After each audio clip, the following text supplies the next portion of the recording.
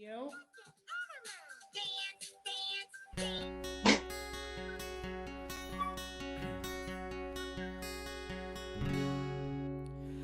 Baby, you've been here before.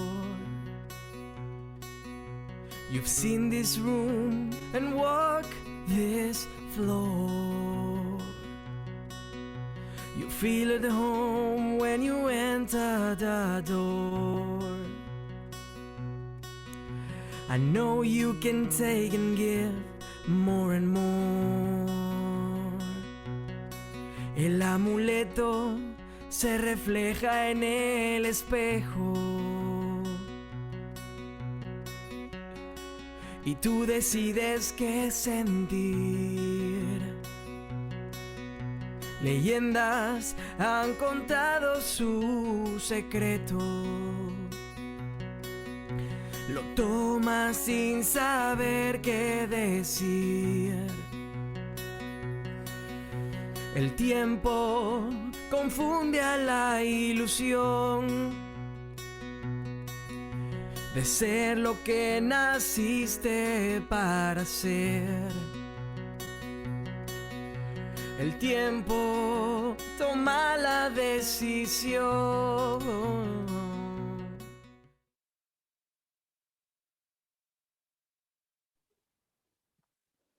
Hi, everyone. I'm Rebecca Goober. I'm in Brooklyn. That video actually made me feel a little teary, seeing all those people getting together. I don't know if you're in the place where groups of people without masks make you feel a sort of sweet nostalgia, but I am. It was also fun. We got to see Rachel Weston in that video, and music of Aryan Abadi, who I think we'll get to see later. We're a network of Jewish and Israeli artists from around the world.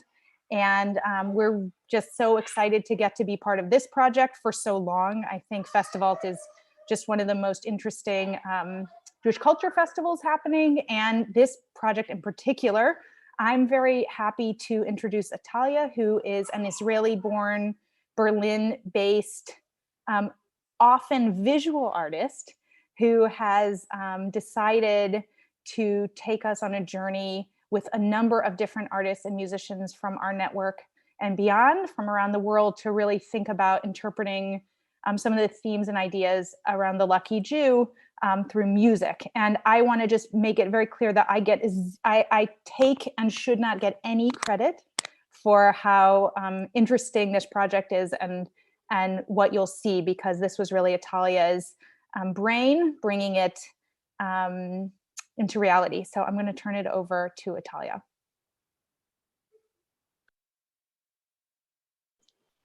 Thank you, Rebecca. You put me in a difficult spot because I was just about to give you the credit. So it sounds a bit ridiculous.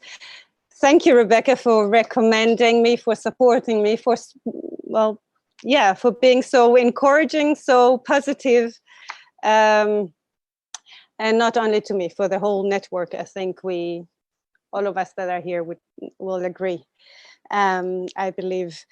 And thanks for introducing also Asylum. I think it's quite it's increasingly important these days to have such a network. And maybe that's something we could also talk about later on, if we have some time during those 4 hours. I thought it'd be plenty of time, 4 hours, and I was worried I'd have nothing to say. And I got some chatty people to be around, and I got 18 contributions from different artists all over the world. And so I hope that 4 hours will do, but it should be fine.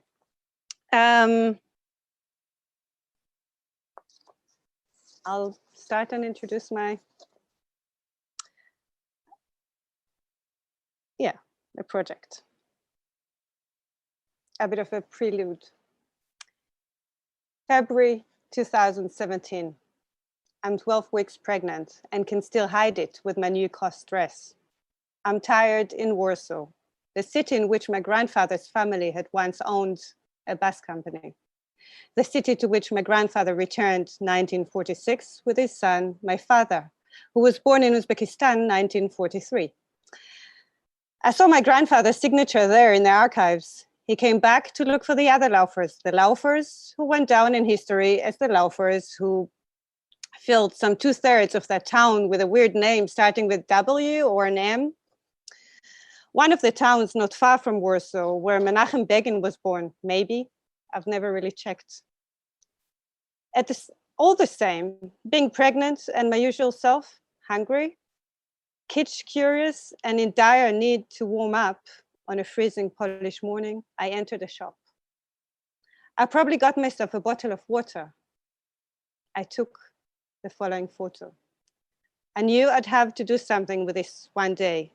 Almost 4 years later, this baby is now born. Ladies and gentlemen, please welcome my lucky Jew contribution. And I'd ask to have the photo in a minute. I noted down just to make sure that I thank you, Michael, for trusting me, for taking Rebecca's recommendation.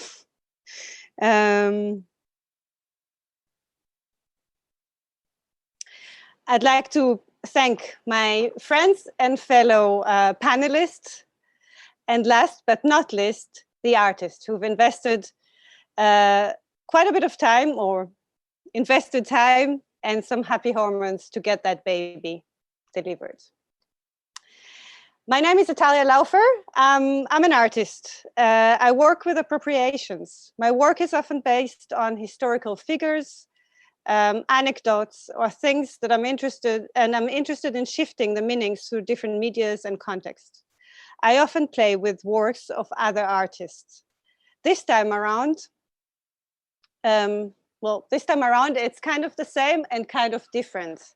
I've invited many other artists to do just the same with my work. I'd like to quickly introduce my panelists. Are you all here? Let me just call their names. Hold on. I don't know who's that. I need to admit. I'm kind of new to hosting a Zoom, believe it or not. And I love multitasking, but it seems like that's quite a challenge. Okay, I'd like to introduce Carolyn Gammon. Carolyn, are you here? I'm checking. Yes. Yes, okay. So I'm quickly introducing the panelists, and I let you introduce yourselves. Carolyn, one of the long-standing peers in Berlin, who back in 2008, I believe, recruited me as a guide for Jewish Berlin, and more or less taught me everything I know. She would say she would rephrase it, but I just keep it simple.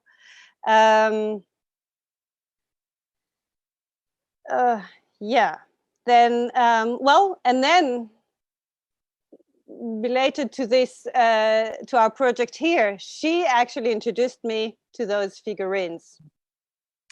Mark, one of the most generous and knowledgeable guys I know. Andy, one of the more persistent and tenacious person I know when it comes to understanding texts. And Adi, sorry I'm saying it like that on a private level, who I got to know on the basis of being in a relationship with a German guy and working in the Jewish Museum together. That was quite a few years ago. These are just a few words to keep it simple. Now I'd like you to introduce yourselves, and considering you all have this guide thing in you, even though you're doing different things these days, try and keep it simple. Try and introduce yourself in a minute. And I'm checking it. Not more than 2 minutes. Carolyn. Carolyn Gammon. Okay, I lost 2 seconds turning on my microphone. Okay, you got 3. I'm from what is known as Great Turtle Island, among Indigenous people, and what most of you probably know as Canada. And I've been a guide in Berlin since 1995 for Jewish Berlin. That's how I met Atalya. And I also worked as an administrator for the largest Jewish tour company in Europe. And in that capacity, I often went to Poland and other places and was training and hiring guides. I'm an author. I've written books with Holocaust survivors. I've also written a book of poetry called Lesbians Ignited. I'm married to the Afro-German historian and activist Katharina Ogentoyer, and we have a 21-year-old son together. I've been a political activist for 4 decades in the LGBTQI movement and feminism, anti-racism, and against anti-Semitism. Yeah, and I'm not. Am I supposed to say my relationship to the Lucky Jew now or later? Keep it for later. Good. Just so we keep it in the minute. Ich habe so reingelabert in dieses Zoom-Meeting. Ich habe gerade angestellt. Daniel, Nee, genau. Ja, ich meine, er ist halt vom... can you mute Daniel? Can anyone mute my husband? Yeah. I need this service more regularly. That's amazing. Okay. Shall we continue with Mark? Are you around? Hi, Mark. I'm on. Good evening from Berlin too. My name is Mark Rassi. I studied philosophy and religious sciences and got into the museums. I decided to work with thoughts and concepts in museum spaces. So I joined the Jewish Museum Berlin in 2001, where I met Atalya and Adi and Andy during the last 20 years. I left this museum 2 months ago, and I'm working as curator for education and outreach in the developing Humboldt Forum in Berlin, which will be an exhibition space housing the Ethnological Museum and other museums. And I'm very pleased to be invited, and I'm very curious about the discussion. Thank you very much. Thank you, Mark. Adi, are you around? I am indeed around. Atalya, let me first congratulate you, my dear friend, for this amazing project that you're now leading. It's an honor to participate as a speaker in your project. This I had to say first. And good evening, everybody from Tel Aviv.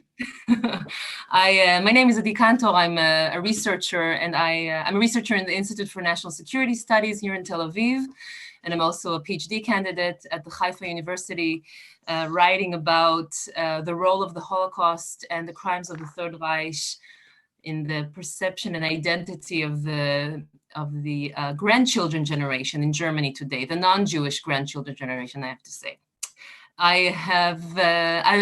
Today I live in Israel, but I lived 7 years in Berlin, and this is where I got acquainted with Atalya. We worked together in the Jewish Museum Berlin, and I worked many years in the field of political education, memory of Holocaust. I worked in Yad Vashem many years in the topography of terror, and after 7 years, I indeed came back to Israel, where I work as a researcher, and I write my research. In the institute where I work, I cover mainly right-wing extremism and anti-Semitism in Europe today, and studied German studies, MA and thesis in German studies in the Hebrew University.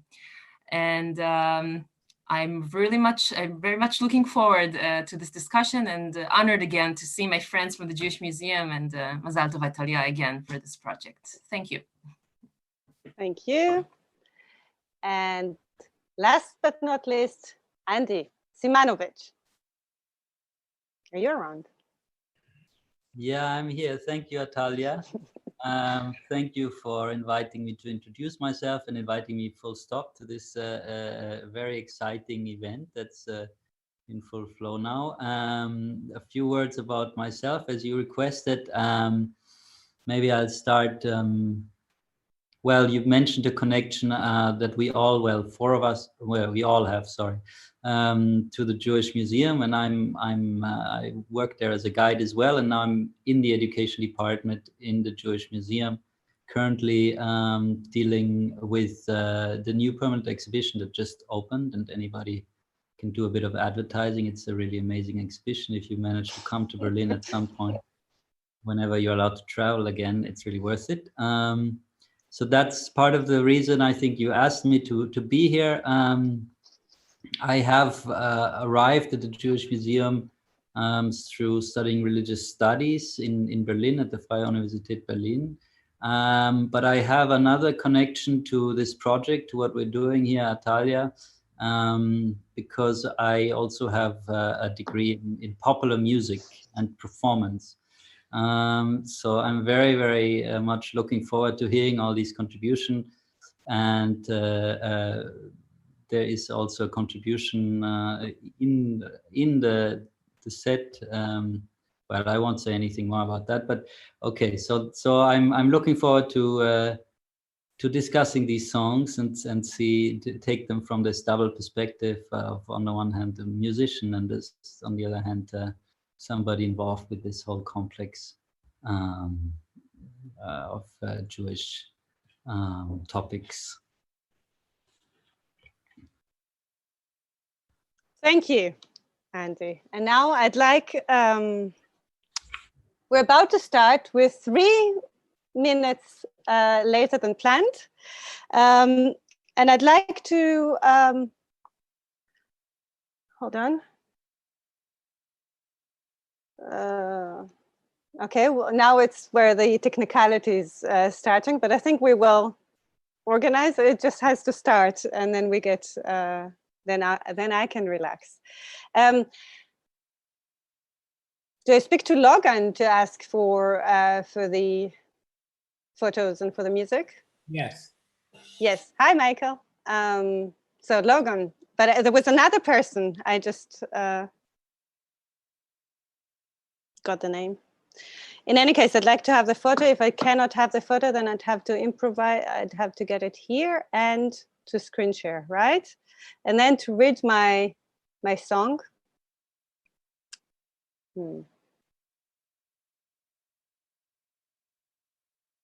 No, I've organized it with Logan. Okay. Then I'll do it on my computer. Hold on. Powiem to po polsku. Mimo, że mój not polski yet. jest bardzo Hold niewystarczający. on. No. There was an extra photo called extra photo. Sent last. Or sent, oh, hold on.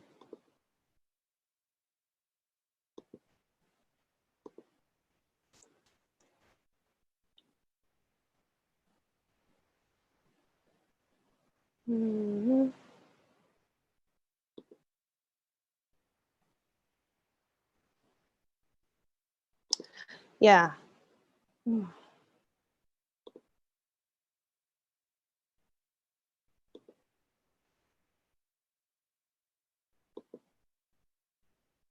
Okay, I think I'll just do it for me. The Lucky Jew, and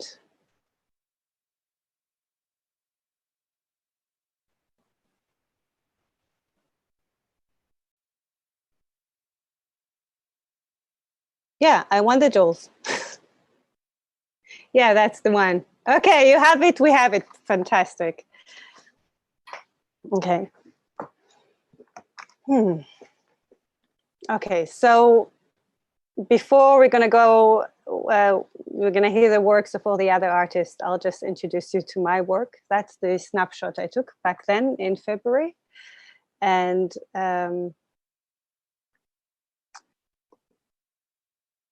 here's my song, Lack, Oh Lord. Oh gosh, listen. Powiem to po polsku. Mimo, że mój polski jest bardzo niewystarczający. Wait for a Urodziłem minute. się w Szwecji. Can I just have the photo for 2 minutes, and I read the song, and then we start with all the videos. Is that okay? Thank you. Okay. I need to get into the into the drama. Oh gosh, listen, you must be the one. Don't know your name, but you're my talisman. You should love me, lying down or rise. I'm there to contrast the prize. Babe, you've been here before. You've seen this room and walked the floor. You feel at home when you enter the door. I know you can take and give more and more. My minute almighty, I'm so bloody tidy and shiny. I'll be your mirror and honey. You'd better be quiet. Give me mojo and money. Let's give it a try, sometime, a look. Gallop like kids through a crazy book. I'll be the wind, the rain, and you're the cook. I'll put all my scarves on your feisty hook. You're dark and old. I'm so pretty and blonde. My flowers and colors, your eyebrows are odd. You're way below, I'm simply on top. You're obviously playing your klezmer pop. Your faith is strong, no needed proof. You're watching me here on the roof. My beauty and the moonlight overthrew you. Give me your luck, that one coin or two. Let me into that leather box or your violin. I love you so much and I'm waiting within. These images A milk. There are two sound files in the same time. Oh my God, mute my, oh, okay. That was exciting, that was my husband again. Going back to the, I'm milk and I'm frozen with some rosy red lipstick. I'm cool, reviving your dead and your music. I'm weight, and in between holds a stick. You and your dead, cosmogonic. You think the night has seen your mind? The outside, it's twisted and unkind. Let me stand to show that you're blind. Okay, that part is done. And this is what about 25 artists received from me.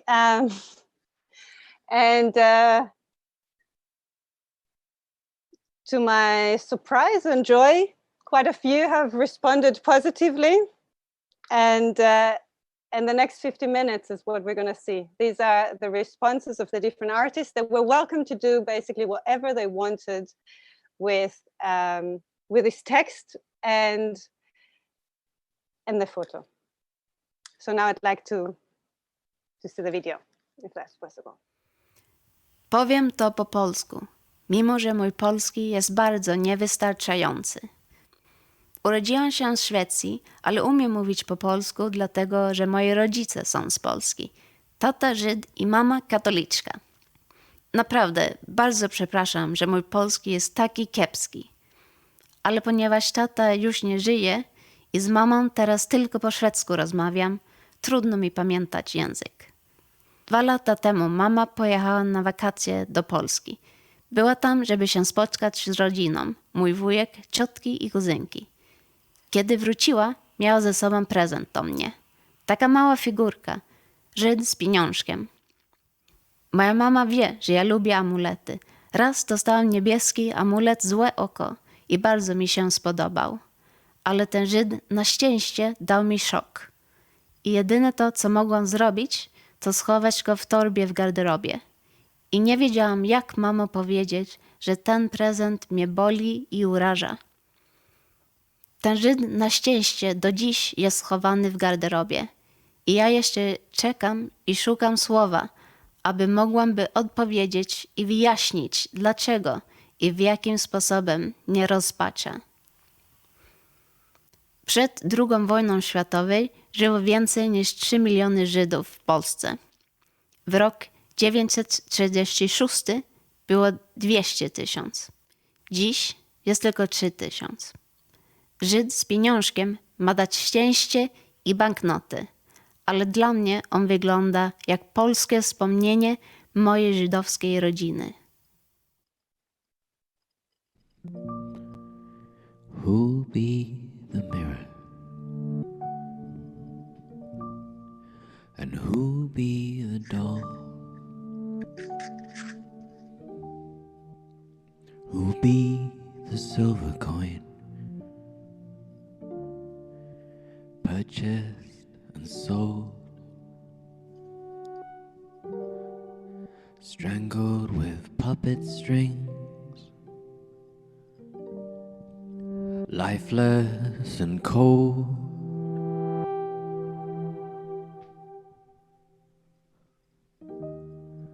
A charm for the charmless, a promise of gold. You should be so lucky. You should be so lucky. You should be so lucky. So lucky.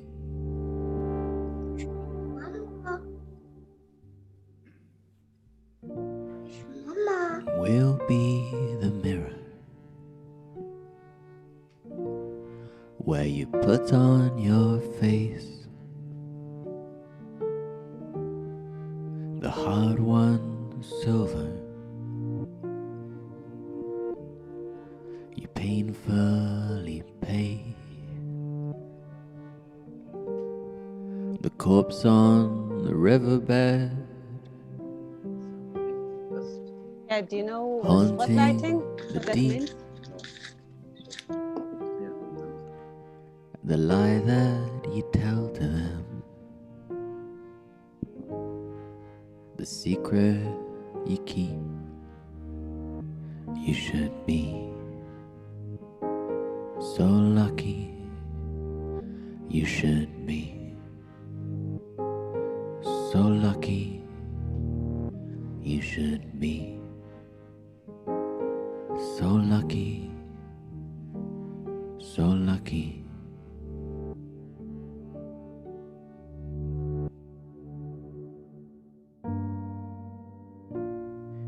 They made of us puppets.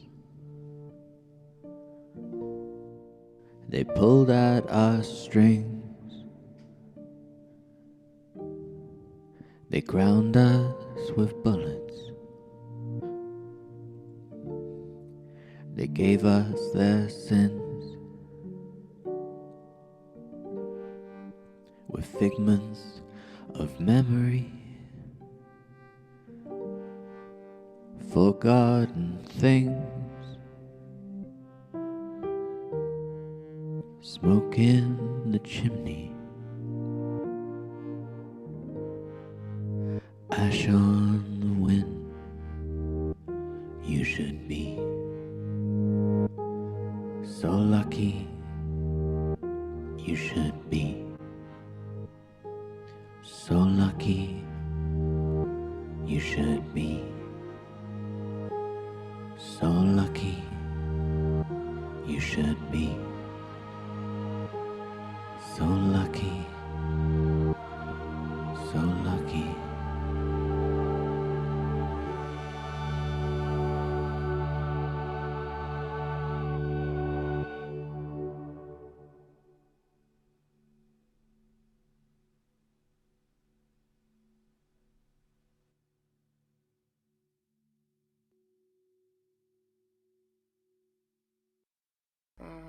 Okay.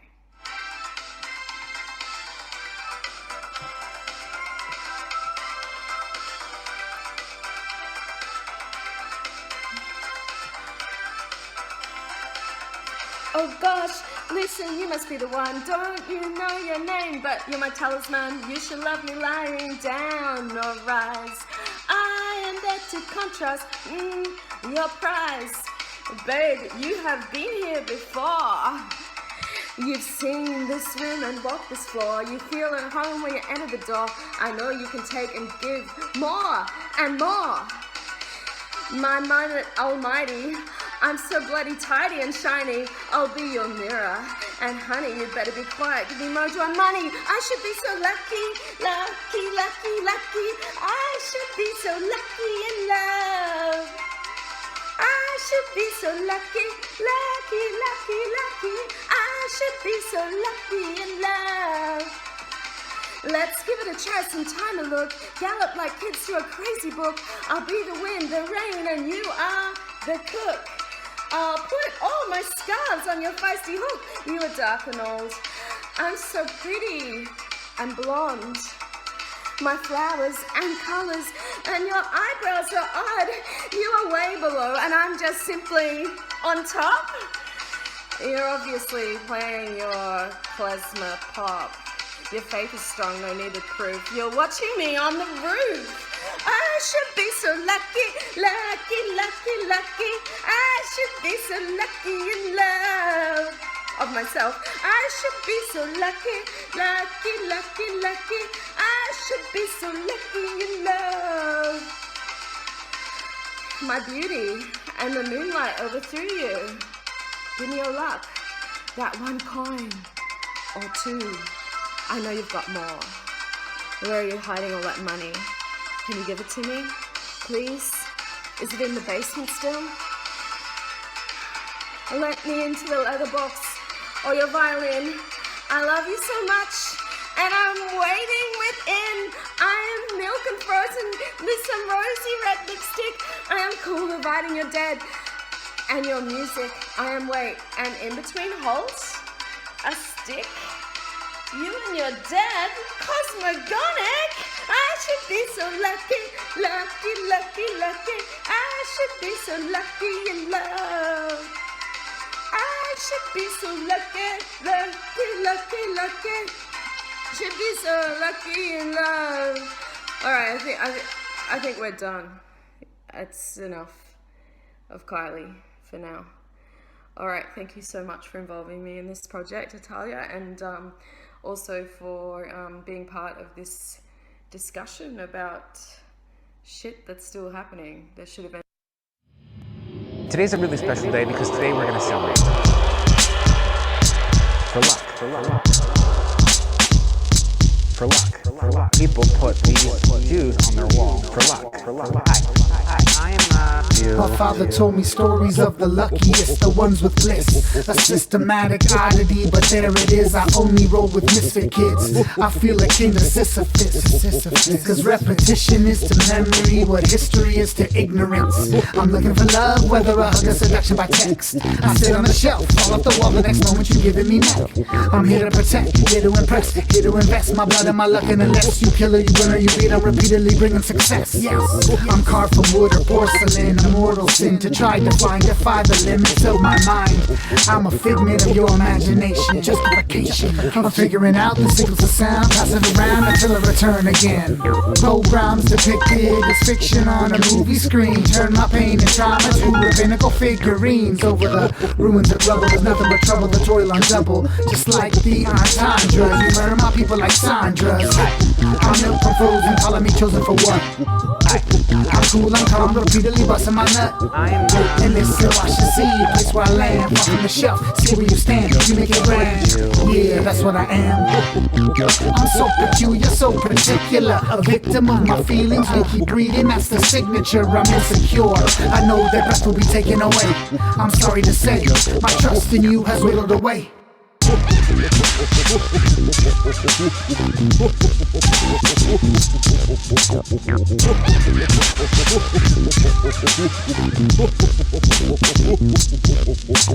I'm framed in 4x4, 8x10. You can amend whatever you spend. Just call me Velvet Elvis with an Eastern blend. I'm pressing send. Yeah, I'm modern like that. Bringing it back. You can attack. You can lead. You need my love. That is the facts.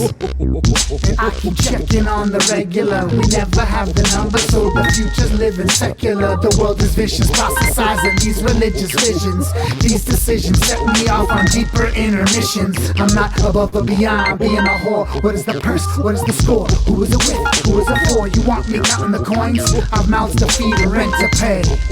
I'm just like you. I'm milk and frozen, calling me chosen for what?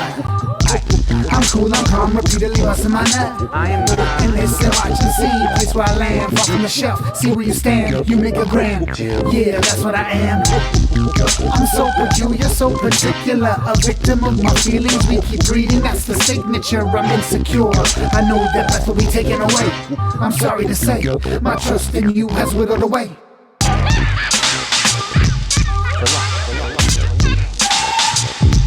for luck. People put these Jews on their wall.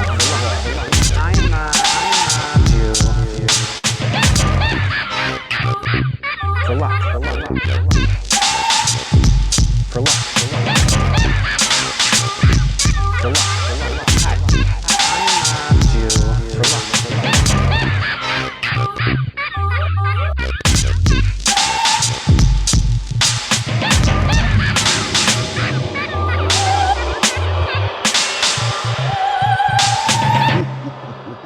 Oh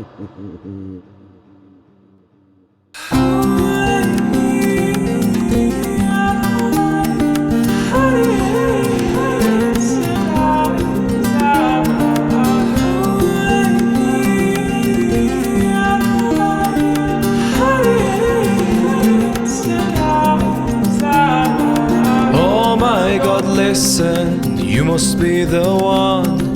Don't know your name, but you my talisman. You should love me, lying down or rise. I'm there to contrast your price.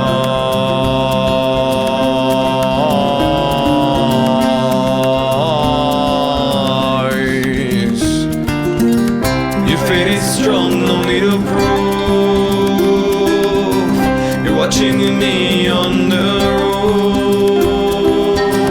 My beauty and the moonlight overthrew you. Give me your love, that one coin or two. Give me your love, that one coin or two.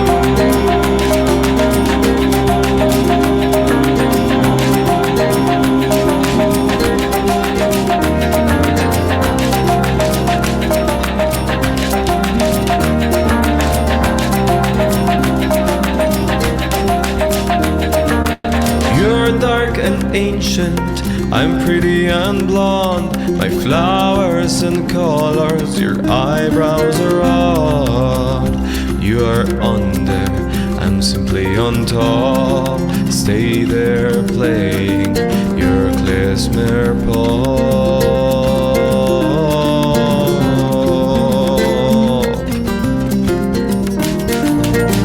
Your faith is strong, no need to prove. You're watching me on the roof. The beauty and the moonlight overthrew you. Give me your love, the one coin or two. Give me your love, that one coin or two. My lucky Jew. One coin or two. My lucky Jew.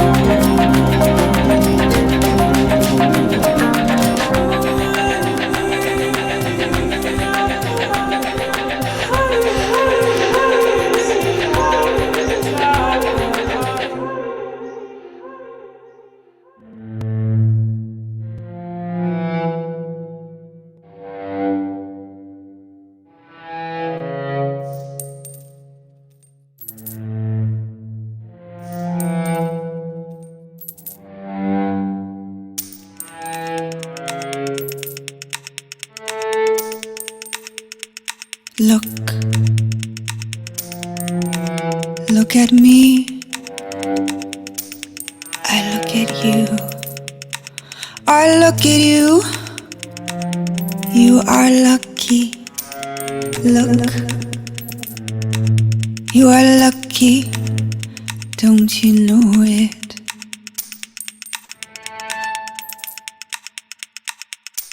You hold the key to the lock of my fortune. You hold the key to the lock of my fortune. You are the key to the lock of my wealth.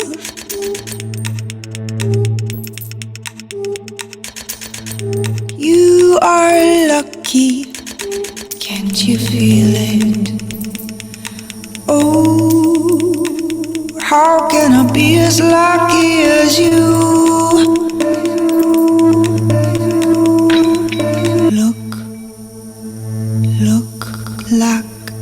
Look at you. You are look. You are look. You are look. Click, clack, click, click, click, clack. What the fuck? To wait for luck is like waiting for death.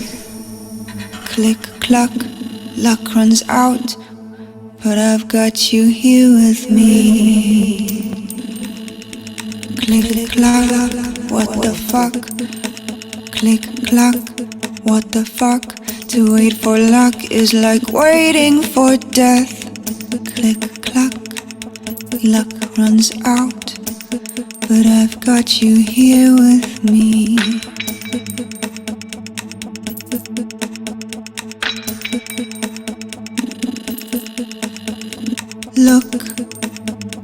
Look at me.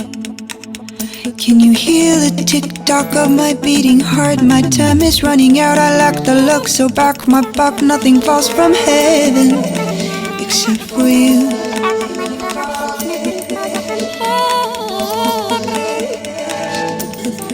Except for you, for you, for you.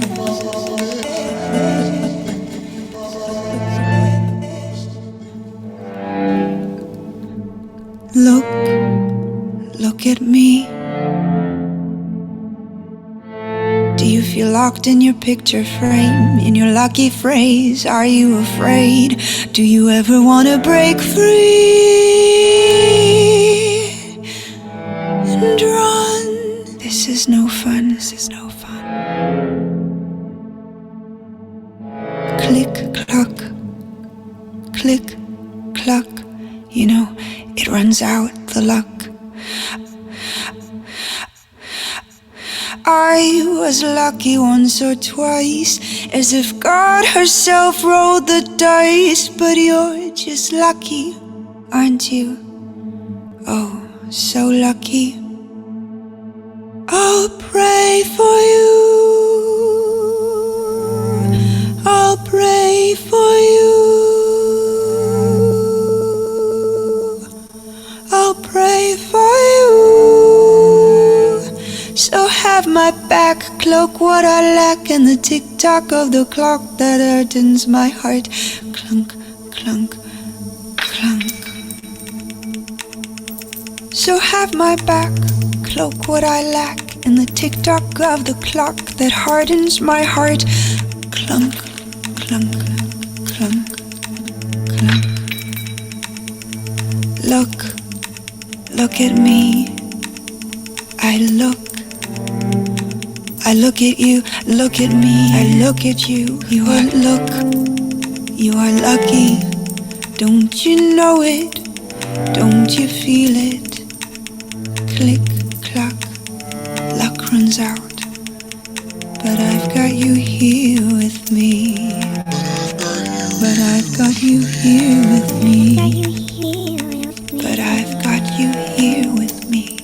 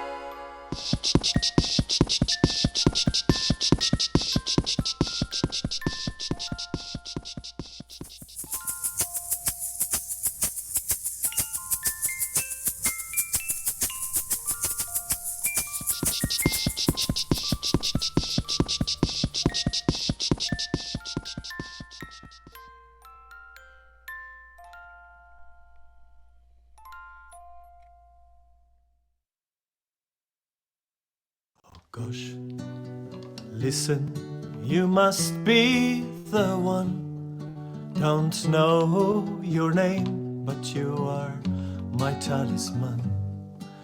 You shall love me, lying down or rise. I am there to contrast your praise. Baby, you have been here before. You've seen this room and you walk this floor. You feel at home when you enter the door. I know you can take and give more and more. Give me more. My minute almighty, I am so bloody shiny. I'll be your mirror and honey. You better be quiet, give me mojo and money. Let's give it a try. Sometime a hook, gallop like the kids through a crazy book. I'll be the wind, the rain, and you're the cook. I'll put all my scarves on your feisty hook. You are dark and old, I am pretty and blonde. My flowers and colors, your eyebrows are odd. You are way below, I am simply on top. You're obviously playing your klezmer pop. Your faith is strong, no needed proof. Oh, you're watching me playing the fiddle on the roof. My beauty and the moonlight overthrew you. Give me your luck, the one coin, or two coins, or three, or five, or six, or seven coins. Give me all your coins, give me all your coins.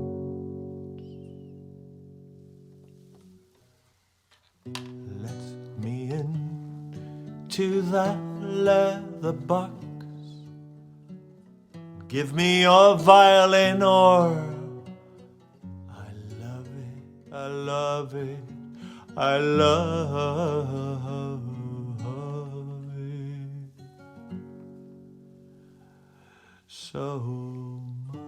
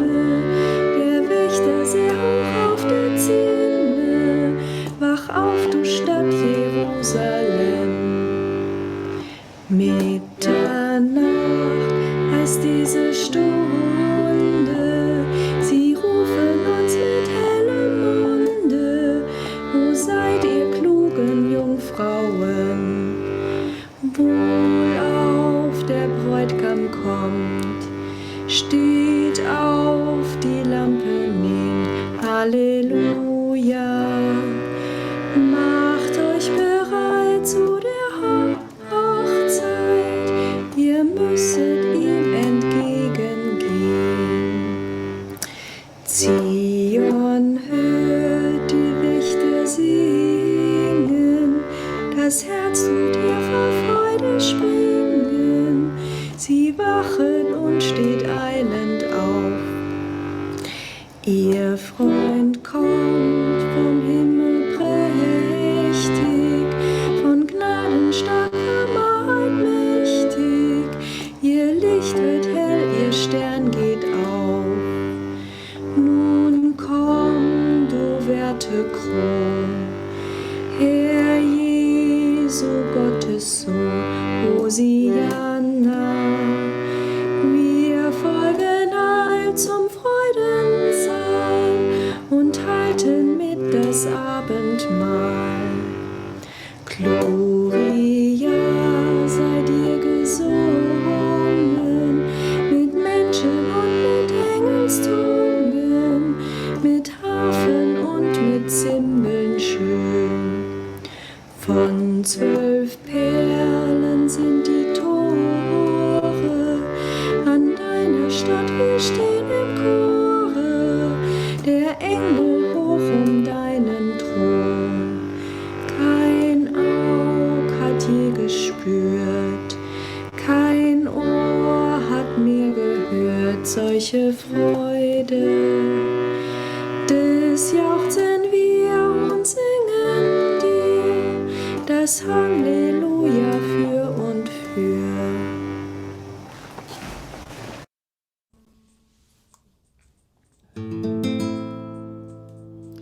Oh gosh, listen, you must be the one. Don't know your name, but you're my talisman. You shall love me lying down or rise. I'm there to contrast your prize. Babe, you have been here before. I've seen this room and you've walked this floor. You feel at home when you enter the door. I know you can take and give more and more. My minute almighty, I'm so bloody, tidy and shiny. I'll be your mirror and honey. You'd better be quiet, give me mojo and money. Let's give it a try, sometime a look. Gallop like kids through a crazy book. I'll be the wind, the rain, and you're the cook. I'll put my scarves on your feisty hook. You're dark and old, I'm so pretty and blonde. My flowers and my colors, your eyebrows are odd. You're way below, I'm simply on top. You're obviously playing your klezmer.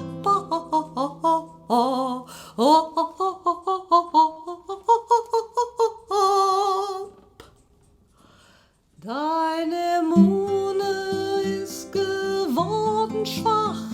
You're watching me upon the roof. My beauty and the moonlight overthrew you. Give me your luck, that one coin or two. Let me into that leather box or your violin. I love you so much and I'm waiting within. My minute almighty, I'm so bloody, tidy and shiny. I'll be your mirror and honey. You'd better be quiet, give me mojo and money. I'm milk and frozen with some rosy red lipstick. I'm cool, reviving your dead and your music. I'm waiting in between halt to stick. You and your dead cosmogonic.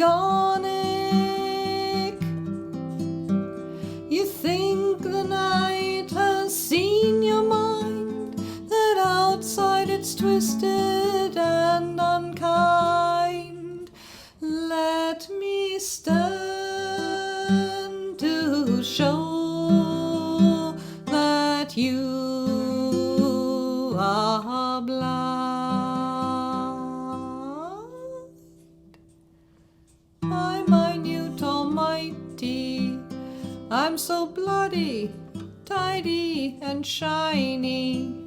I'll be your mirror. And honey, you'd better be quiet, give me mojo and money.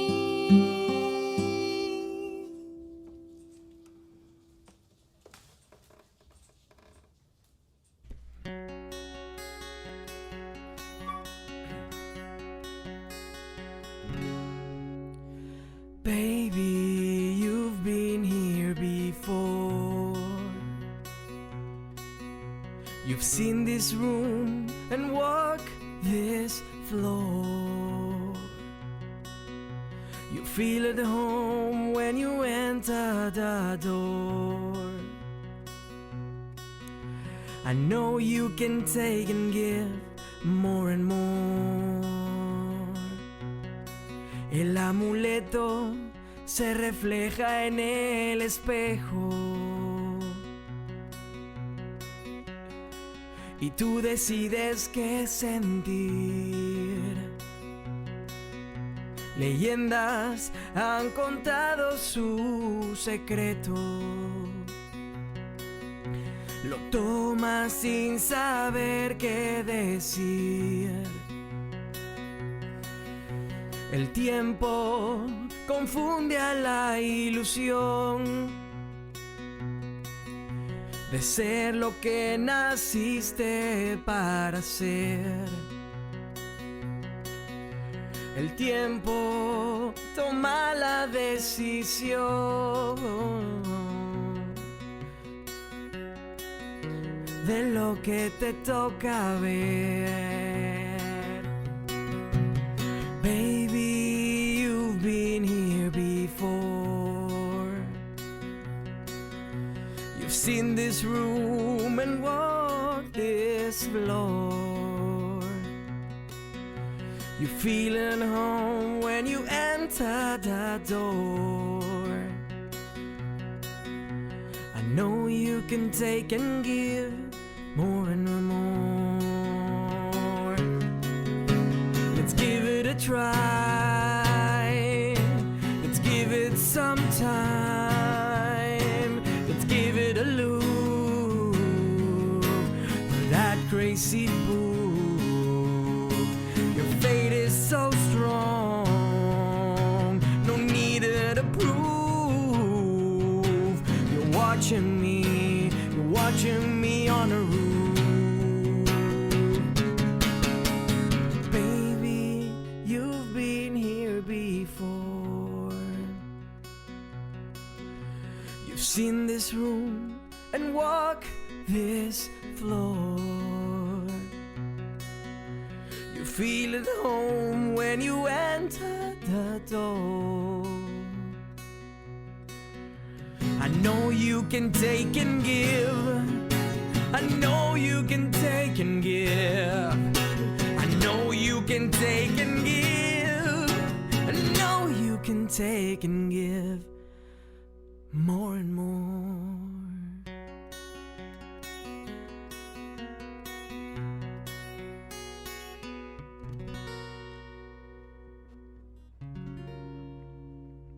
Thank you. Have a great morning, evening, or afternoon, depends where you are in the world. And a big hug from Panama. I hope to meet you all soon. Take care.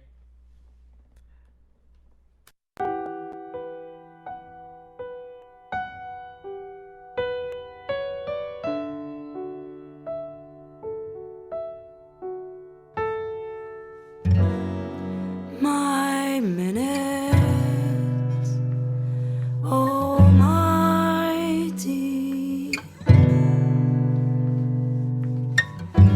I'm so bloody tighty, I'm your shiny, I'm your mirror.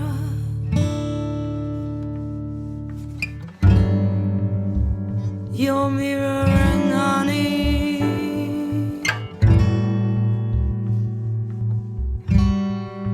Mirror and honey.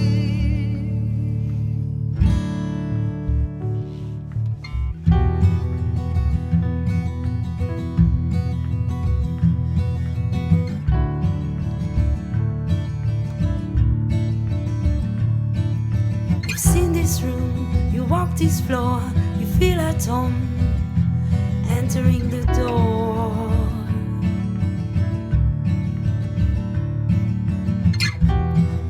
My flowers on your eyebrows, the colors are so odd. You're so dark and pretty. I'm so blonde and old. I'll be the wind, you'll be the cook, I'll be the rain.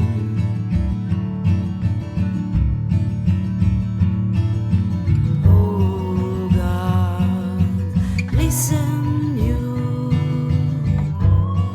must be the one.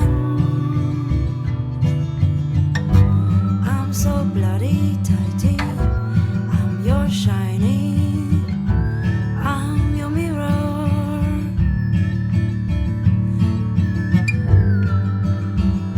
Your mirror and body. Mirror and body.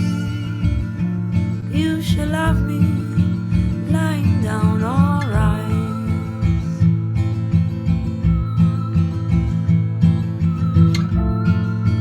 I'm your contrast, I'm your prize.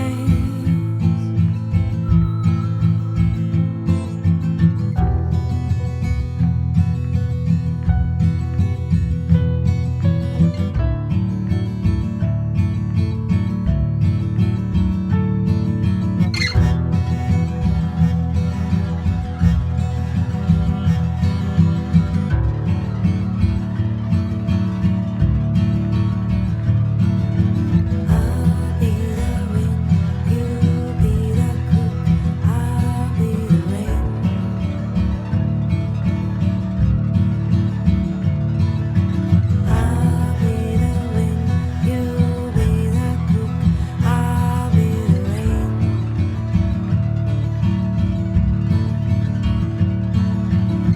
I'll be the wind, you'll be the cook, I'll be the rain. I'll be the wind, you'll be the cook, I'll be the rain.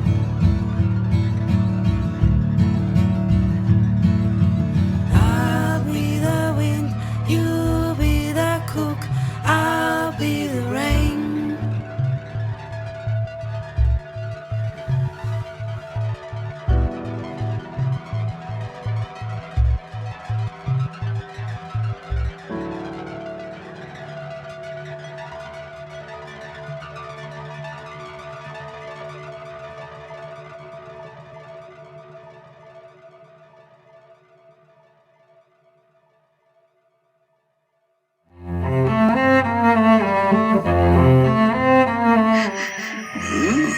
What's that sexy smell?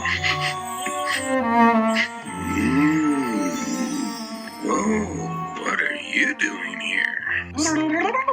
Oh, you're not for eating.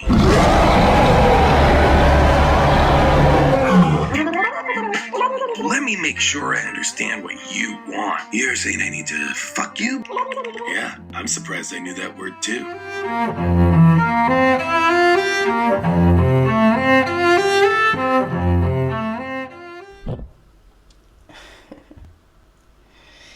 Jeden, jeden, jeden, jeden, jeden. Sonn sei nur mit jeden. Jeden sonn sein, jeden auf der ganzen Welt. Jeden sonn sein, jeden auf der ganzen Welt.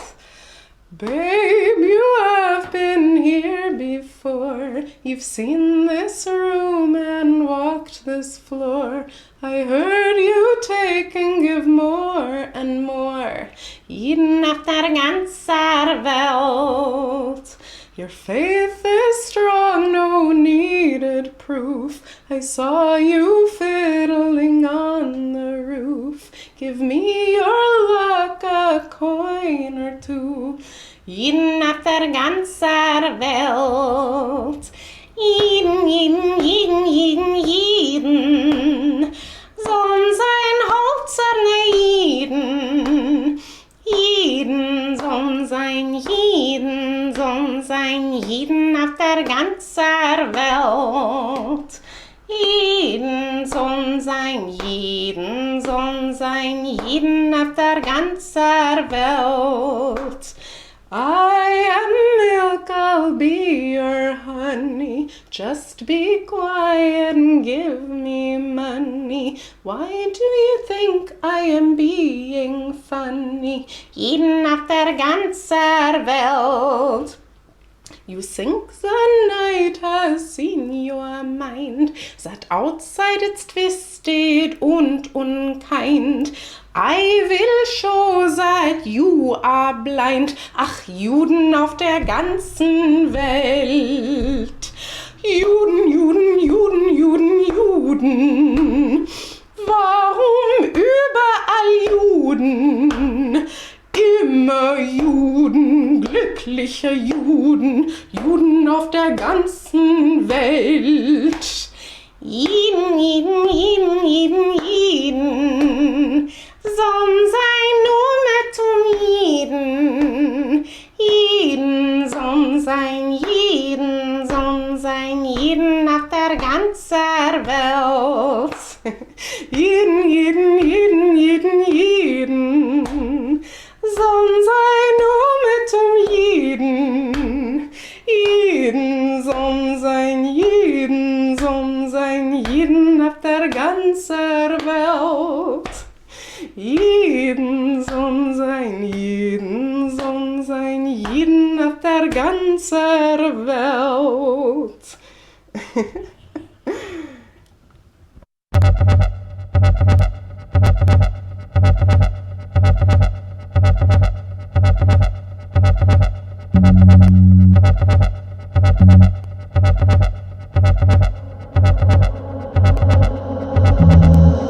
Oh gosh, listen,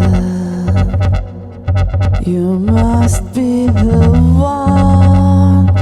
Don't know your name, but you're my talisman.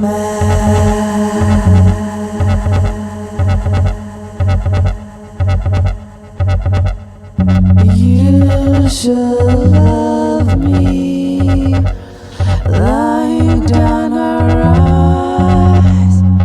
I'm there to contrast your price.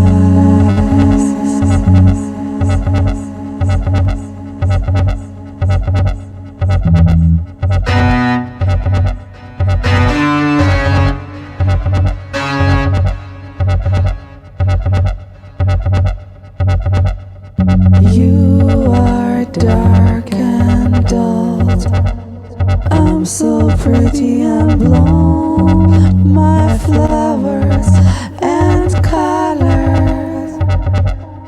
Your eyebrows are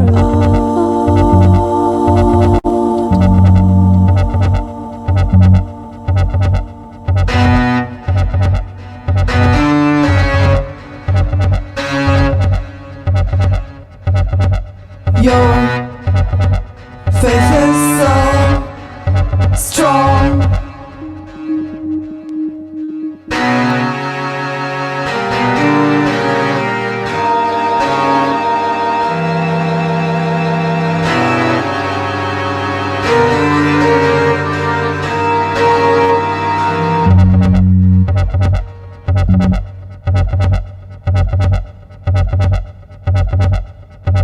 Let me stand.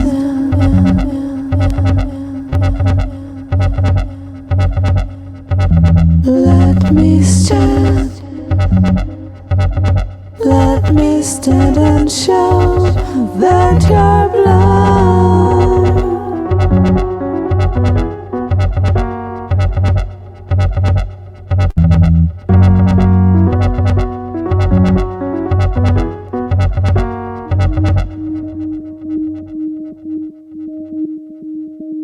Your faith is so strong.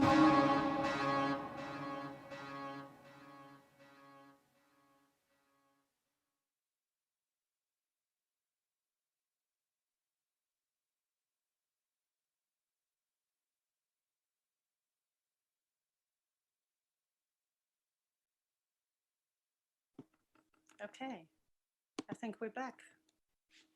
Okay. We're back. And I have Mark here next to me. Thank you very much. That was amazing. And the idea of what we're going to do now is, well, first of all, I hope you enjoyed it. I think it's quite amazing what all the musicians or all the artists were able to deliver in such a short time, and really on a very friendly basis. I can't say it any more politely. And I really appreciate it, and I think the world should do too. And the way I thought I would do it, I can imagine that's a bit radical, but it was on purpose that all the pieces were in one go without giving too many details. The way I wanted it to happen is pretty much a bit like going into a shop and just letting something interest you without knowing about it or anything. We have 3 more hours to go, or a bit less, but we have enough time to hear all the pieces again. That's really my idea. That's what I want us to do. I wanted all of you, and definitely we can start with a panelist, but you can also do that on your end through the chats, or and you can request listening again to the pieces. You're free to say whatever you want.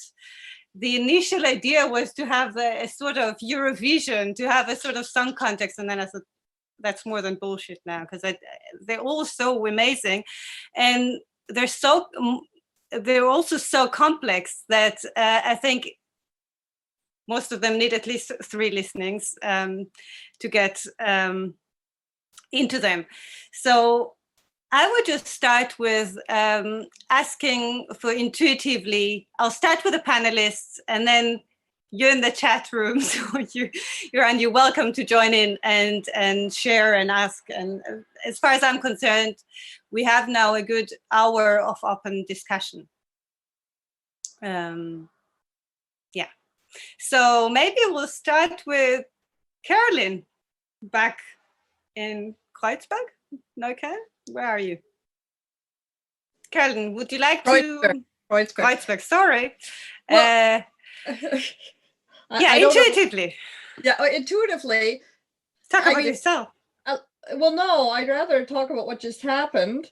All the pieces in one go. I mean, it's quite overwhelming, but this entire festival has been totally overwhelming. Yeah. And it struck me, especially when I saw Barbara, sorry, I can't get your name. Let me just look it up here. She's still with us? Who used to be the museum curator in Warsaw. When I saw her collection, or Meyer's collection in Israel, of all these lucky Jews, or little Jews, I just, you feel overwhelmed, and it's this variation, and that's what just happened to me. Like, I just thought putting those all together was, you said like going to a market. Well, I felt like I was just going to a market, and I was seeing every possible variation on the lucky Jew, be it the feeling sympathetic or nostalgic, feeling disgusted, feeling like all the things we've talked about over the years, so I think you reproduce somehow, Atalya, in your putting those things all together. Yeah, this amazing potpourri, and the word potpourri has the word pourri, I think, which means rotten in it. But this, like this really sammelsurium of feelings and of whoa, and so congratulations. I think you reproduce the entire phenomena. That's my intuitive reaction. I can talk about my own thing on it later. Thank you. Let's just cut the congratulations. It was amazing. Sorry, Karen. It was amazing. Let's just get into the, I think thank you for saying also it's a bit of a potpourri, which is it's good and bad in at once. And from our experience in the museum, and Andy, maybe Andy can also talk about it later. clearly quite often if you start a tour and try and figure what the guests are interested in, you're not really in control of what's happening. And I think that's, for some reason, I also wanted to experience that. So I really, maybe I should have said that at the beginning. I mean, I really feel the whole thing is an experiment. Hopefully it will grow into something, maybe a bit more polished. But really, that's something, it was quite an ambitious project that we were able to do in really short time. And of course, we couldn't have done it without all the amazing work that everybody's put onto it. So yeah, I don't know. I mean, I would just say maybe let's try and say like 2 words what you'd like to talk about. What was interesting for you? We'll gather you, Eddie, Andy, and Mark, and then trying to see what's coming up in the chat. Hi, Atalya. Hi, Alex. Hi. Oh my God, do you have your wallpaper behind you? You look like this Australian. Yeah, it was really heart-wrenching to see all these things. And one question came up to me while listening and watching all these contributions was, why did you actually choose the perspective of her, of the little blonde girl, for your poem? That's a question that I was really that came up to me right now, not earlier. No. Okay, thanks for the question. I was hoping someone would ask it. We didn't plan it. I would just collect now quick impressions, because I think this immediate reaction is important. So that's why I kind of want to collect, and then we'll talk about them, if that's okay. Yeah, Alex? Hanging around for a while. No? Yeah. And I'd agree. Just one more thing to say. I was really, every time I got a new song, I thought, wow, that's just the best. And then I got another one that was the best, and they were all the best. And it was really, really heartwarming. Yeah.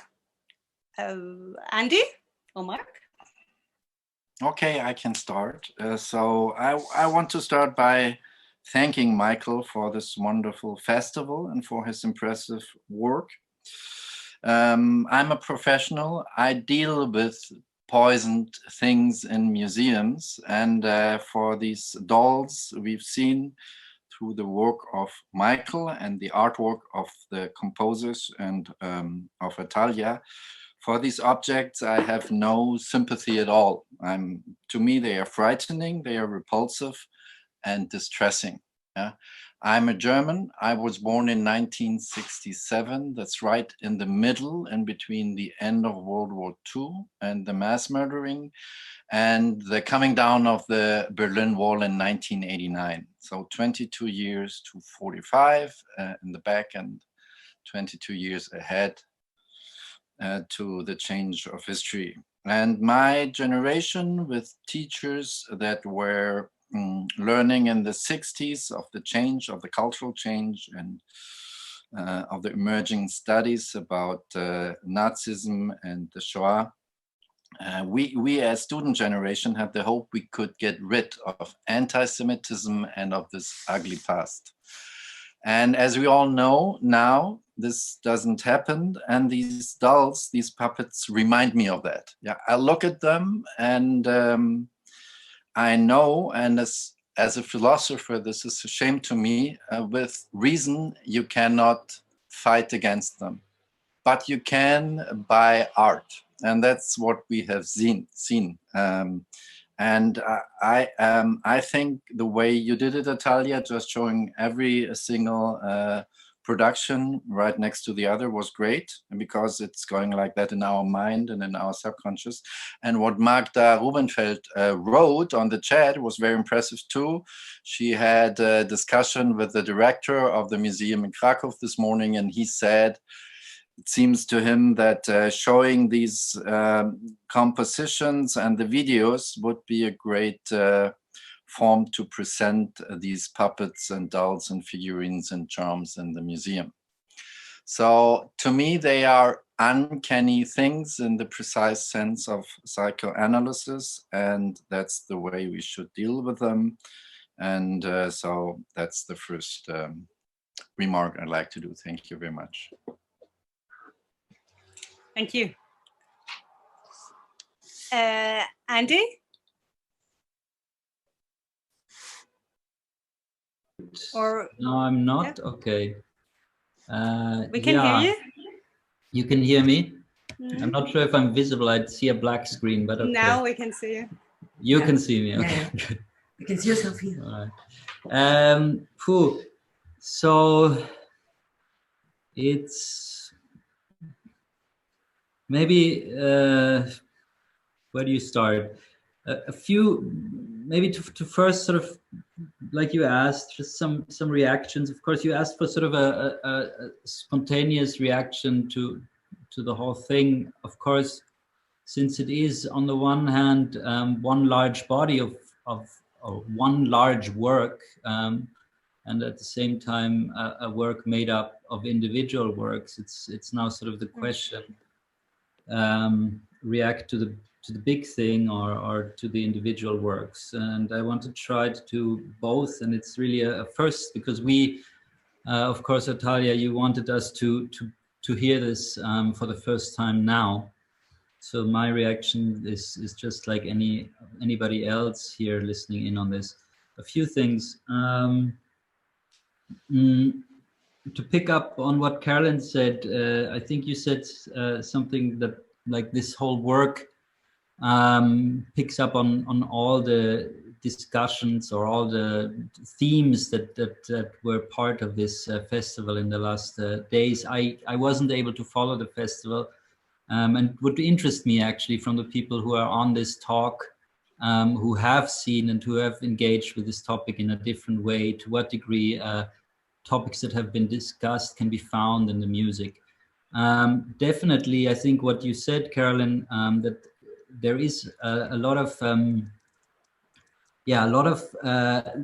layers that each of these works take out from from the phenomena, you could say, but then also from the way the phenomena was presented to the artist by the brief given by Atalya. And I think it's an important factor to look at, because Atalya, you gave us a text and you gave us an image, and you can see how people react to different elements of that. Maybe before, I want to name a few of the things that I noticed, but before that, generally, I think what this approach produced is a delayed reaction to this phenomena. By reacting to a poem, by reacting to a photograph, and by being forced to react artistically, you cannot react in the way I think a lot of people, and myself, when I first encountered these pieces, your first reaction to them is this sort of shock and anger or disbelief, if you're not at all acquainted to the fact that this can be going on.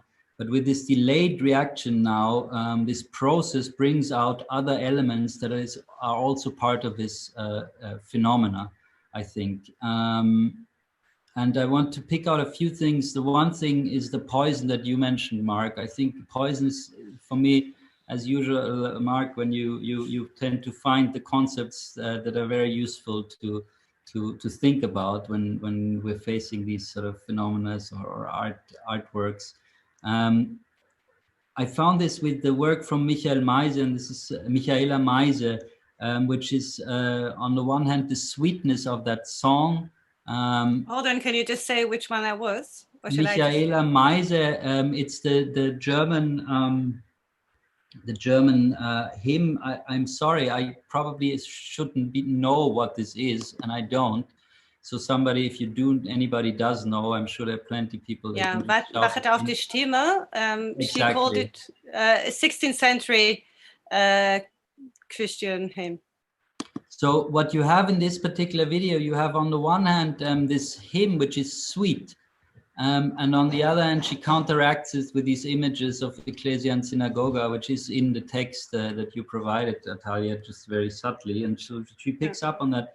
But with this combination of this sweetness of the hymn and those images, synagoga and ecclesia, she creates this poison situation, because a poison, in a sense, it's in a way, it's not always a poison, can also be simply something that poisons you, but often a poison is packaged in something that does not seem like a poison. You eat a fruit and it's sweet, and but there's something in it. So I see there a resonance with these figures that are bought, I think, in a lot of ways, and other people, I'm sure it's been discussed, the details of the emotions behind buying them, but I'm sure a lot of the time they're bought like a poisoned fruit.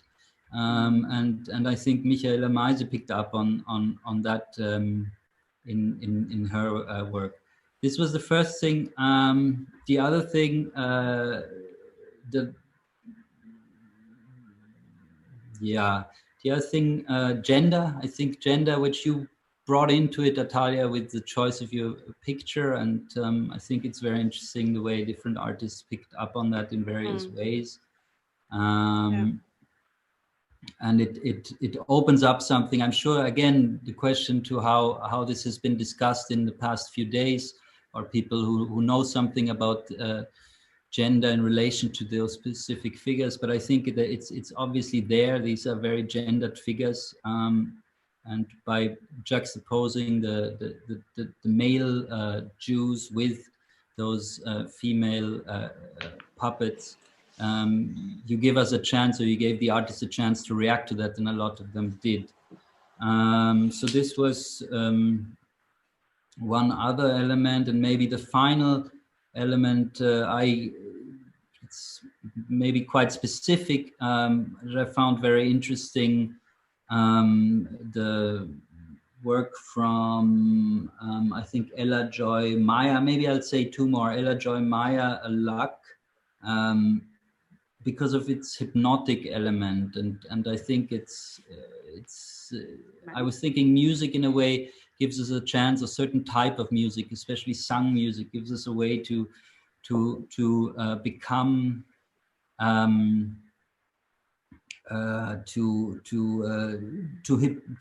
to create a self-hypnosis, or to create hypnosis within somebody, and self-suggestion. And this piece I found with the image and the singing was picking up on this element of again, this, I'm sure it's been discussed with the lucky charm, that it has something kind of reaching into a future that you want to shape by your will, while not really being sure how you can possibly shape it. So I think that was something I found very interesting. And maybe finally this work by Kirsty Cross, based on the Kylie Minogue song. I found this interesting because I know a little bit about how you work, Atalya, if I, not so much, but a little bit, and you work, as I understand, a lot with collage, and you said it at the beginning, appropriation. And in a sense, what you have through that, I arrived at the concept of transformation or reproduction, which I think is expressed in this song with the idea of doing a karaoke. Karaoke is a kind of form of reproduction of something. And I think it's important, for me, important also to see these lucky Jews in the context of an industry of reproduction. I think there's several theorists who are dealing with memory and especially in relation to tourism and the reproduced past in various forms. Here I found that Kirsty Cross picked up on this element simply by doing this karaoke and mixing these things, but at the same time then also extending or being very much in line with how your work approach is. So these were some of the things, and Yeah. There were already quite a few things. Quite a few, I know. I have a list. I have a list here. And let's have, well, Andy, we have a couple more hours, and let's have a new rule. And you're welcome to remind me. And sorry, thanks for writing it also in the chat. Let's just do that if we talk about a work of art, we'll just listen to the song again, and then I'll be able to say also who's the artist and to write it properly, and and then look at it together and think about it together. I think that would be my preferred experience for the next couple of hours. Yeah, I mean, my thought was to throw some themes out there. Yeah, I know, but you kind of, because you're always maybe I very said too quick. much of it. You're quite often rather quick with the analysis that I think that's why people already wanted to see again, so they know what you're talking about. But so we have Adi, and then we'll open it to everybody, and then in a sense that we'll play again the songs and then talk about them together, I'd say. So Adi, your mic. Hi again, everybody. If you could see my paper that is laid in front of me and what is on it, then you would know what is on my mind. I choose to start, I think, with really, Atalya, you asked us what we felt and how, the thoughts that came to mind during this amazing show that we just witnessed. And thank you again to all of the amazing artists that took part in this. The word that I was thinking all the time was the theater of absurd. Welcome, ladies and gentlemen, to the theater of absurd, because we are trying to somehow project or to construct how does absurd look like? How does absurdity look like? In an era of post-Holocaust, of post-Shoah, where we would wish not to experience this kind of discourse in a way, or this kind of very, very disturbing and poisonous, Mark, thank you very much for this word. It's the most accurate word I could think of. Poisonous discourse that has taken place actually since 1945 onwards to today.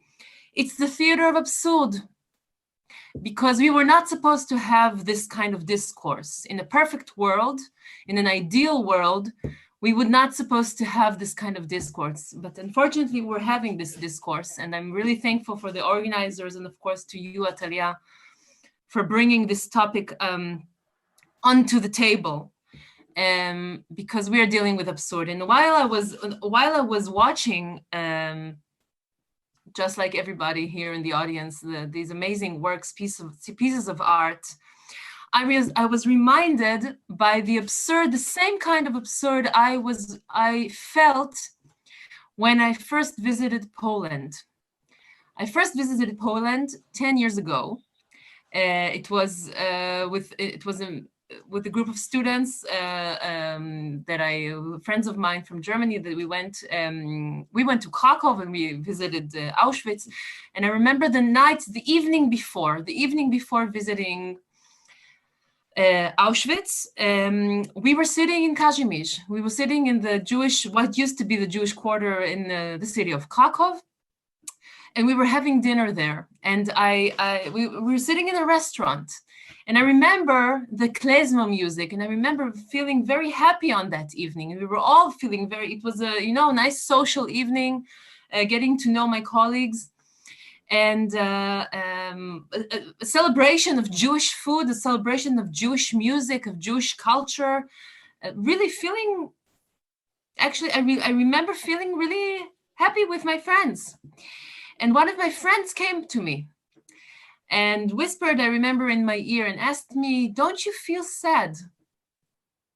And I remember thinking, what is he talking about? And he told me, "Look around you.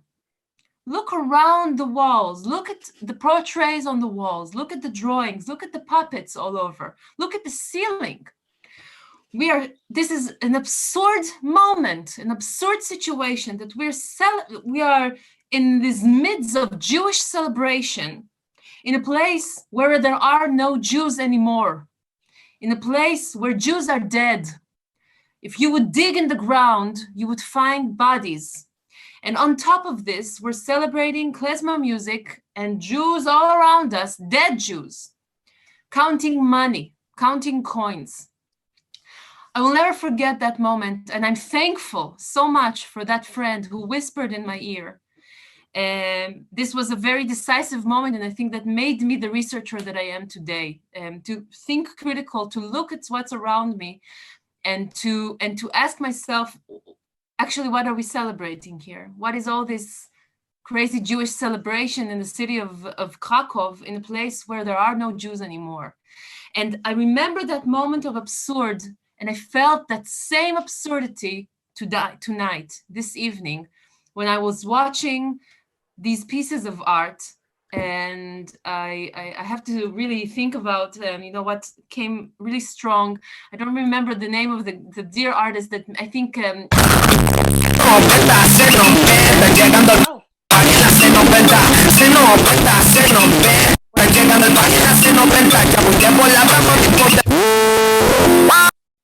Yeah, you have to mute this. You hear me? Yeah, say it again. And once you say it, I'd suggest we listen immediately to that. So it will be talking on the dry.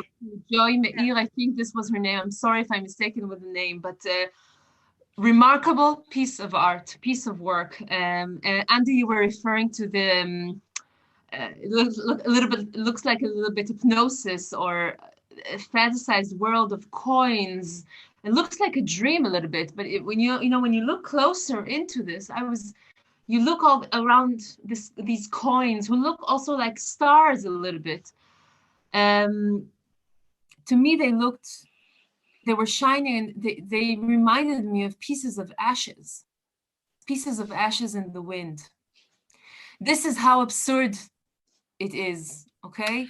And I'm really, this was so strong.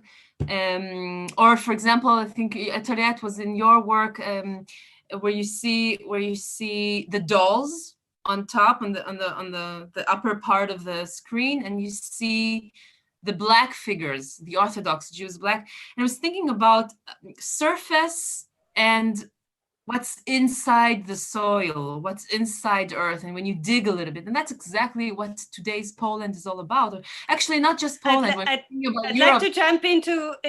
I'd like to interfere, if I may. And we're both Israelis, so I allow myself to just be impolite. 20 years abroad, and I'm still that Israeli. But I'll try and say it politely, in a sense. I think you have particular lenses, and they are clearly okay. They're your lenses, and there are good reasons for them. But Michael has mentioned it several times, and I also want to say there are Jews living in Poland. We know that there are few,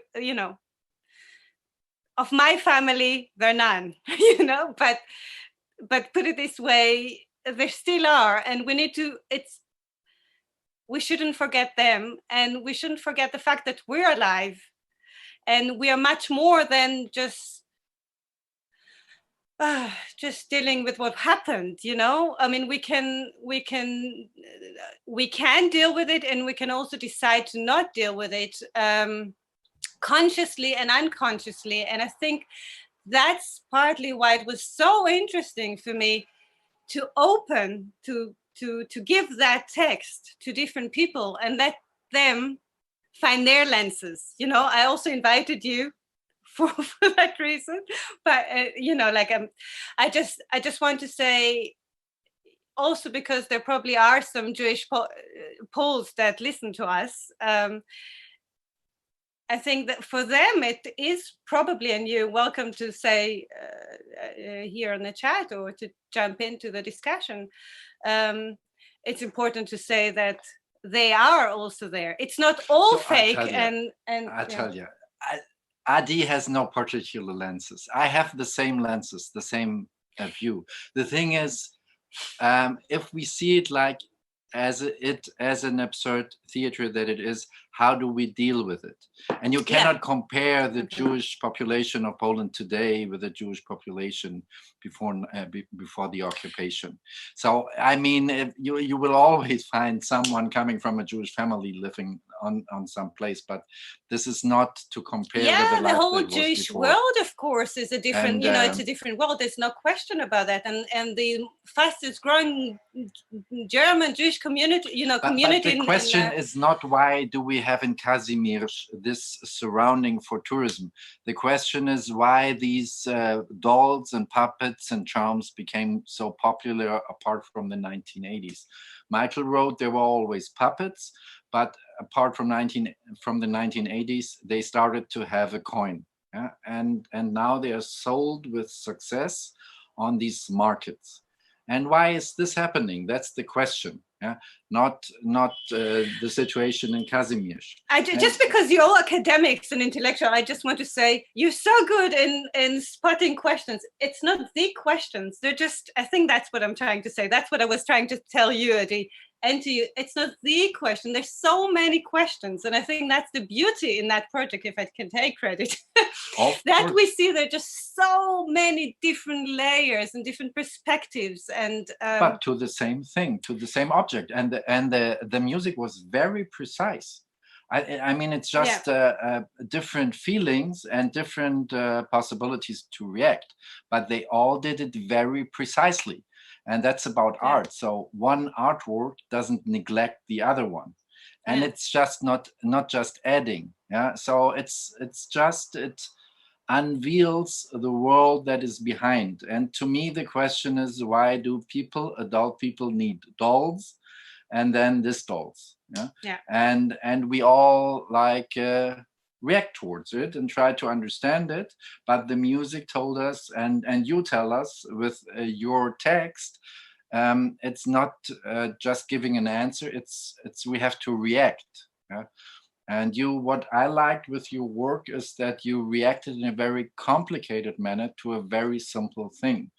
The puppet, the doll is very simple. It's a stereotype added with a coin, hinting to some anti-Semitic background. That's for a very long time. I'm sorry to interrupt, but is it such a simple thing? Yeah, I just wanted to say as well. I think that if it was such a simple thing, we wouldn't be doing this. We wouldn't be spending 72 hours talking. And I don't know how much of the past 48 hours you've been privy to. I see Erica Lair has joined, and she'll have a lot to say as well. But I also think that to simply kind of boil it down to anti-Semitism is a real mistake, because the history of these objects and the arrival of the coin has as much to do with cultural confusion and cognitive dissonance, which is words that I'm using quite a lot. The intention behind the objects is not anti-Semitic. I don't believe them to be anti-Semitic. The intention, and I think that it's still a problem, which is why we're talking about it, the intention, people who buy these objects, they don't do it because they're anti-Semitic. It's rather the opposite. It's because people feel that they're memorializing Jews quite often. A lot of the people who are creating these objects are doing it because they feel they're trying to memorialize this is something that I have to say, Michael, this is something that for me as a researcher who studies anti-Semitism and teaches anti-Semitism for a long time, I have to say, maybe I'm sure that maybe some of the people are buying these objects without knowing what they're actually buying, but there is anti-Semitism behind this. The whole combination between the Jewish figure and money, it's an anti-Semitic stereotype, and it should be said. It should be discussed. There is anti-Semitic discourse around. For sure. I mean, there would be no point to doing that if that wasn't also true. But I also think that it's important to sort of think about intentionality. Not that intentionality excuses the fact that it is still an anti-Semitic. It is still anti-Semitic. Of course it is. It's unquestionable. But I also think that to kind of make it a black and white conversation is also a problem. I think there's a lot of nuance, and there's a lot of ignorance too. There's a lot of There's a lot that people don't understand in how they're using the object and how the object and what the imagery represents in a global space. And that's connected to war, the absence of Jewish people. It's connected to the oppression of the communist era and the kind of lack of conversation and education post-communism that these have come out of. So I just, not to ever say they're not. It's not just about education. Yeah, I respect your view, and I think this is very benevolent. But I think, people buy these puppets because they want to control their luck. They are supposed to bring luck. I don't think so. But what? Or money or richness? Andy, why did you buy them? Okay, we ask Andy. Andy bought them. The other people, I would buy kitsch because for different reasons, and I'm sure the couple Michael would know better, but I'm sure, there are some people that know them for lack, but they. I can't remember who said this. The problem is that these stereotypes brought in the end to the murder of people. This we need to remember, that it didn't start as a stereotype and stayed a stereotype. Jews were murdered because of this. We need to remember what happened in history. The combination between Jews and money brought to hatred of Jews, to blaming Jews for the problems of the world. We need to remember that. It wasn't just a stereotype and stayed like it. There were consequences to this. So to say, I do agree with Michael, when you said that sometimes people buy it without even knowing what they are buying. You're very right in this. Sometimes people buy things, to them it's kitsch. I think the whole idea of this conversation is also to raise awareness. People, please know what you're buying. Please know that people are making money out of these things, out of Jews who are dead. And what is the Jewish image today in Poland, that are connected with money? This is and in a situation where there is an economic crisis, who will be blamed? We need to understand. Okay, but we know that also in Germany, and we know it everywhere. And this connection, we know enough Jews that say also that they're good with money, and I know enough Japanese that say that Jews are good with money. It's not a Polish thing per se, and it is interesting that those goals are. It's a cultural cult. We know it. But can I just draw a quick line? Because actually, what I wanted was 2 to 5 minutes from the four of you, just to get the music rolling. So let us listen. Can you, each one of you, just say one piece of music we want to listen to again? Or should I didn't get my 2 cents in about this whole. 2 cents, not a cent more. No, just the question I'd like to ask is, what do we do about something that hurts so many people? I write books with Holocaust survivors. I was in Tarnow twice with a fellow Israel Unger who I wrote a book with. I was horrified that I'd run into one of these things. I was horrified. And I knew it would ruin our whole trip if we ran into one of those things. Thank goodness I did not see one in Tarnow. When I go into a store and see wife beater written on a mini rolling pin, that hurts me. When indigenous people see the so-called cigar store Indian in North America, when they go into every store, that hurts. When these lawn jockeys that you can see all over Canadian lawns till today, these racist little images of little black boys with exaggerated figures fishing, that hurts. So there's a lot of people being hurt again and again and again. I came to these figures because I was training guides in Warsaw and Krakow, and I would ask my guides, what are these figures? And some of them said, oh, they're just souvenirs, or some of them said, oh, they're complex. But I was hurt. And I said, well, regardless of what you personally think of these figurines, you've got to take care of the fact that your guest who paid good money for the tour is hurt now and is dealing with pain. And I think to ignore this hurt factor, I don't think anyone's ignoring it, but we have to factor it in. I'm happy that in general, most of the so-called cigar store Indians are out of the stores in Canada. I'm really happy about that. And I'm happy that we're trying. I mean, there's sexism all over the place, but this absolutely blatant stuff, which is equivalent to a Jew with a coin, is slowly disappearing from, so I guess. And how do they slowly disappear? Can I ask? Through this type of thing we're doing today, through discussing it, through getting consciousness aware through of it. Awareness. Through awareness. And I guess, yeah, I mean, and to me, I'm sorry, Michael, I can't agree with you that people are buying them with not anti-Semitic intentions. I don't agree with that statement. I've heard it over and over again, the entire festival. I don't agree with that, because when a racist figure is being sold in a store, people are buying it with a racist intent, whether they intend it or not. They are unconsciously racist. And you to say they're buying it without a racist intent. I mean, then maybe I'm not a philosopher. Sorry, you people are. But maybe you could go into what intent is. But if racism is at the basis of your society, and anti-Semitism at the basis of your society, and heterosexism and all these isms is right there, then how could those people go into the store without that? Where do they suddenly get no anti-Semitism to go into the store with?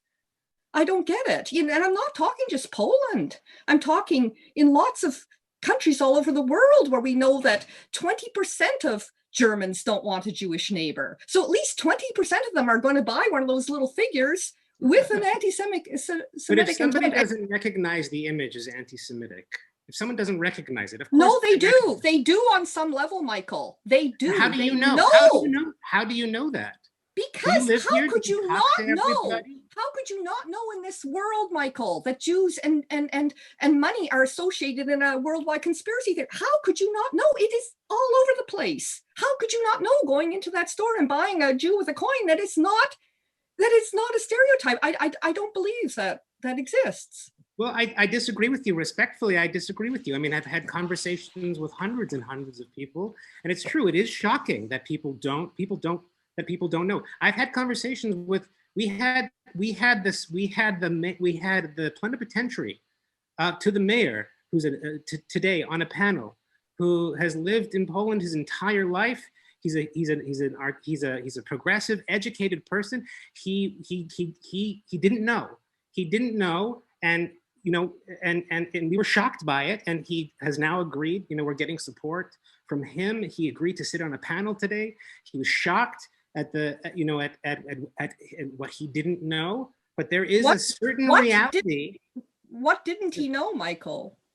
He did not know that and many people don't know, that the image of a Jew and money, or the way that Jews and money are connected, translates into something that has some sort of anti-Semitism connected to it.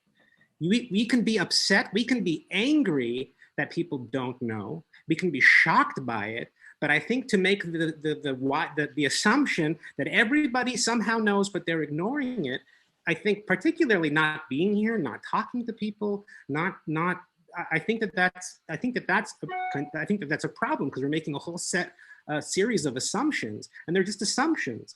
And you are welcome and you're free to be upset that this might be a truth for a lot of people.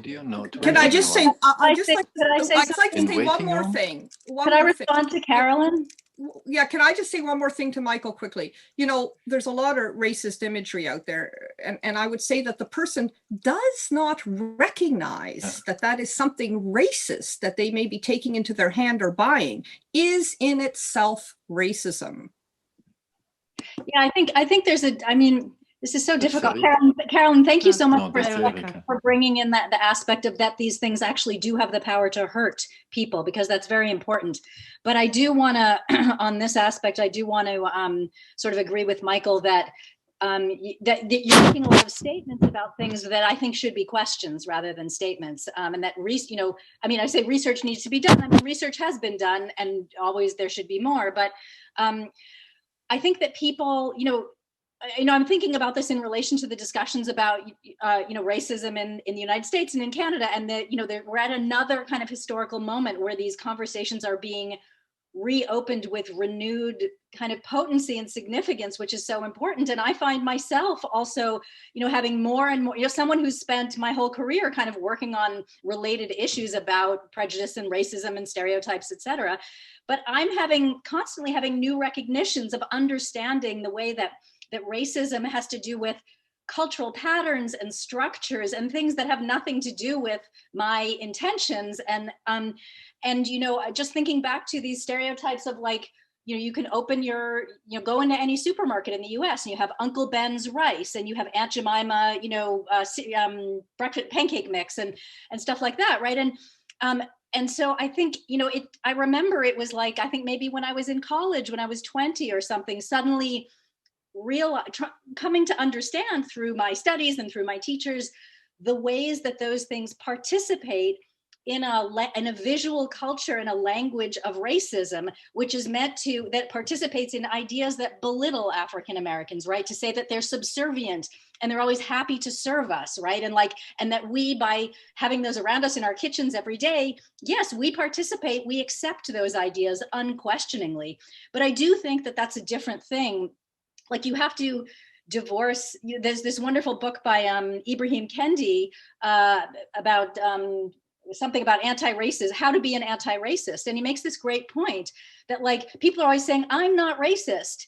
And therefore, whatever, somehow my hands are clean, but that there's no position of not being a racist. Like you're either a racist or you're an anti-racist, but there's nothing in between because it's always about these sorts of actions and activities because these things exist outside of our intentions. They're structures that we either, as you're suggesting, we mindlessly accept, or we begin to recognize them and then we work against them and we try to raise ours and other people's consciousness. But I think that it is really important to understand, if we want to educate people, if we want to raise their consciousness, we have to kind of meet them where they are, which is to say, not to tell them what they're doing, but to ask them, what are you doing? And what do you know? And what do you feel? Because I think a lot of people in both situations with, the parallel only goes so far, but, people who buy Jewish figurines, who buy them either for luck or for some combination of luck and nostalgia, or, maybe if they did a lot of psychoanalysis, they'd find some layers of guilt and shame and other things in there. I just think it's worth it. And, it's my bias as a researcher and as an anthropologist, it really is complicated. And I think to give, we really want to kind of excavate the full human experience of these. I think it's much more useful, or it's at least a very important first step to lay groundwork to really understand what they mean to people and what they say about us before we just decide whether they're good or bad. Because I think there's a lot more in them. They're as much symptoms of other things as they are hurtful problems in themselves. They're not equal opportunity weapons because they don't hurt everybody in the same way. And I think there's a lot in them. And I think if we got rid of them all, that would not solve the problem of anti-Semitism, which tells you something about them. The problem is not just in them. So anyway, whatever, I don't want to rant, but I do think I think the reason that we can have a 72-hour conversation is because there's actually a lot of complexity. I agree. And I'd like to keep the complexity. I just had to think, actually, I'm doing what I'll just say it and then we'll move on. I had to think about the Barbies that my daughter was playing with the other day. We got them from my sister, who probably got them from a friend, it's just something that was passed on. I wouldn't have bought them now. And I felt conscious of her playing with naked Barbies or with ridiculous dresses. They did have different colors, and what I really liked looking at her playing, she gave them names from all over the world, including guys. I just felt, I don't know, shall I rule them out and then she'd see them at a friend's place and get obsessed with them? I just going back to the question that I had before, what do you do with those images that exist? Do you ban them? And I agree with the awareness. I see Sarit. Sarit is coming up, and after Sarit, maybe I'll give Sarit the honor to do that. I want to get back to the music. So Sarit, say your point, and I'd like us to go back to the music, so you choose afterwards. Well, I kind of just don't remember. It was all very beautiful. But what I wanted to say about the figures, it's just one thing. It doesn't matter if they buy figures or not. I can tell you in my life in Berlin that I had my wonderful ballet teacher that she loves me and she hugs me and she loves me really so much. She's really fond of me. And she one day told me that I told her that I'm struggling with money. And she told me, but you're from Israel, you don't have a problem with money. And she didn't even understand that she's saying something racist. And I was like, like a knife in my throat. I just smiled and didn't say anything. It's one of many, many examples of people that I know here, people are my friends. They don't even know how anti-Semitic they are. Because it's like, I'm sorry, it's in the blood, it's in the education, it's runs thousands of years in the family. And they say, we love you, we like Israel, we like Jews, we love you, you're so nice. They feel like they are not the racists, they're not, and then they say something that, wow, and they don't even know. And they maybe won't buy that doll because they will think that's the racist, but the sentence that they say, it's so much, it's not something that happened in Poland. It's not only the Holocaust. It's all the time, everywhere around me, I swear. And I'm like super modern. I have many friends that are Jews, blah, blah, blah. And one of the things that I struggle with my piece that I love the changes of the mood, because from one point you want to be like open-minded and modern, and from one hand I sometimes feel myself like the fact that I'm like keeping Shabbat or doing like things like are you trying to be different? Do you want Jews to continue being different? It's like I have maybe the right to continue being different after everything that's happened. It's all such a mixed emotions also at me as a Jew, and also seeing all the modern society saying all this anti-Semitic remarks without even knowing. So it's much more than the doll's figure buying or not. That's only what I wanted to share. Okay. Everywhere. I think we can Atalya, one sentence, really, really short to what Sarit said, because it was really important what you just said. And then we'll listen to Sarit's music. I'm just saying, like, just to force us into music again. Okay. Sure. And to listen to Sarit again. Okay. Sure. I want to make it really short. Sarit, thank you, Toda. Thank you for what you just said. As a researcher of intergenerational transmission, I think we need to ask ourselves, why do people not know things that are so obvious? And Sarit, you spoke from your heart, how hurtful that must have been to listen to that teacher saying to you, but in Israel, of course, you have a problem with money. I mean, what were the conditions in the family, in Polish families, in German families, in Hungarian, European families that did not transmit the knowledge in the past decades, especially after 1945, which should have been so obvious to exist in the family after such a tragedy, the end of the world happened, guys, okay? The end of the world happened 75 years ago. Some things that were supposed to be so grounded and so rooted in the family that should have been passed through the generations, like knowledge about what anti-Semitism is, we're not supposed to explain today what anti-Semitism is. It should be so obvious, but instead, we educators of anti-Semitism all around the world are struggled, and we know it, my fellow guides here know how hard that job is, to teach something that should have been actually very clear. And we need to ask ourselves, how is it not clear in the world in the 21st century today what anti-Semitism is and not? I'll just okay. I want to make a cut here, although there really are plenty of things I'd like to say, but let's just listen now to Sarit. Is that okay? Sure. Maybe, I mean, I think it'd be interesting to hear from Magda, who's Polish, born in Poland and raised in Poland. I would just say that I find the statement also very controversial. So I think it's important that we hear from someone who's actually from Poland. I don't think we've heard anything. Do we have anyone Magda is here. Magda, okay. This problem is not only in Poland. Problem is not only in Poland. We know that. Exactly.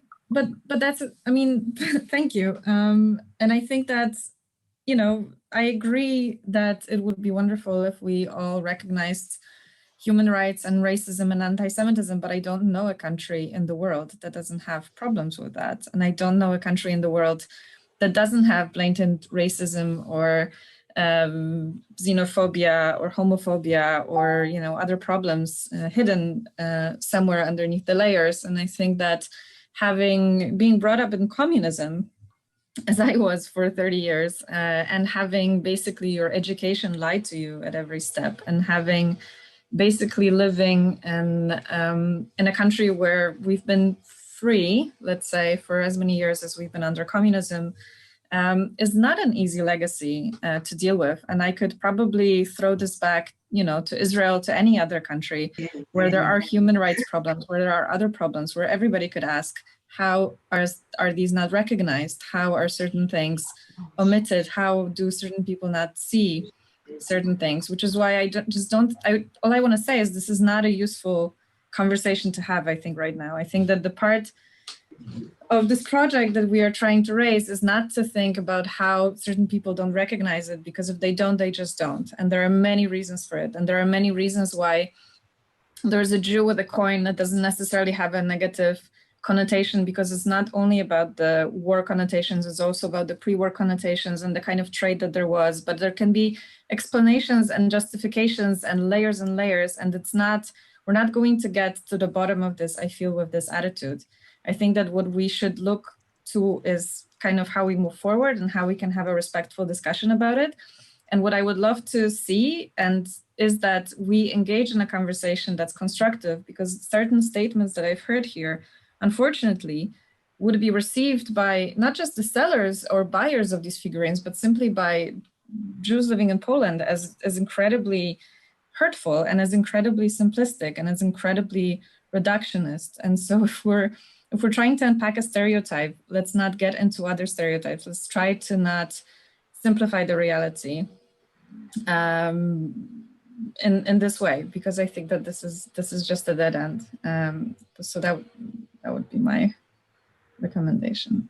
And over thanks, Magda. I think my offer, what I wanted to contribute, was really to open the many perspective, the many possible perspective, that there is innate anti-Judaism in the world, and I'm not using anti-Semitism on purpose, is clear. I already said we'll go back to Sarit, and I asked Michael also to choose a song as well. So Michael, please say what you'd like to listen to afterwards, and then try and get into a discussion through the music. You've had already your, couple of days talking because it's such a fascinating and complex topic. But we wanted to approach it, I think, in a slightly different way, just to keep us on board and have some more people staying around. And because, So Michael, anything that stayed with you? Well, I think just because we've just heard from Sarit, in a way, I am. No, Sarit we're going to listen to, but afterwards. Oh gosh. Okay, we'll listen to Sarit, and you have time to think about it. The most obvious one is there's a couple of former festival artists who are here also. So why don't we listen to Alex Stoltz? Yeah, who's played with us a couple. Stoltz. Yeah, and actually, I promised. Well, I asked Alex, and he agreed that we're going to have a pre-premiere today. So I think it's quite an honor to do that. But we'll listen to Sarit, and then we'll go ahead to Alex's version of The Lucky Jew. I believe he called it Gosh. And I also promised to answer. Didn't you call it Gosh? Yeah, Gosh. Yeah, I like the name. I know. Caroline told me you didn't believe anyone said that.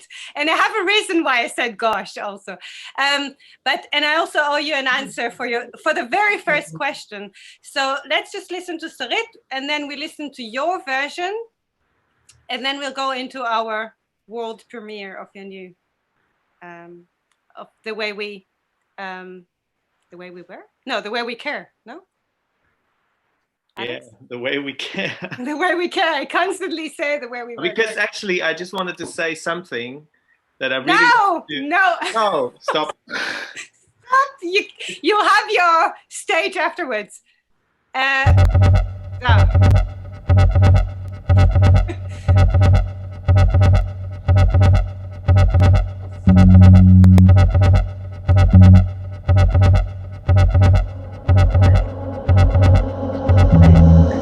Oh gosh, listen, you must be the one. Don't know your name, but you're my talisman.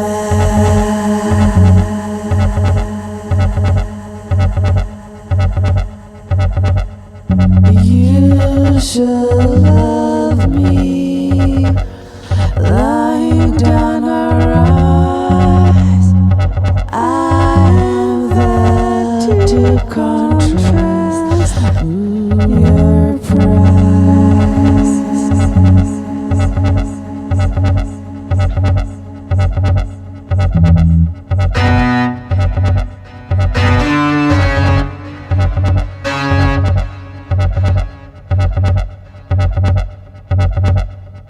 You are dark and dull. I'm so pretty and blonde. My flowers and colors. Your eyebrows are old.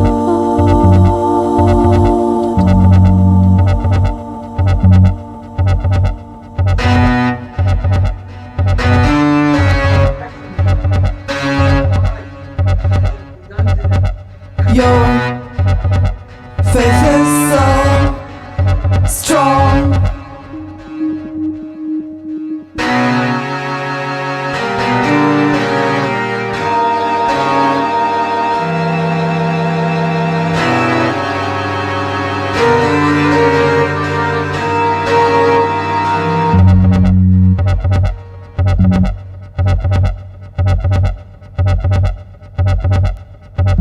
Let me stand.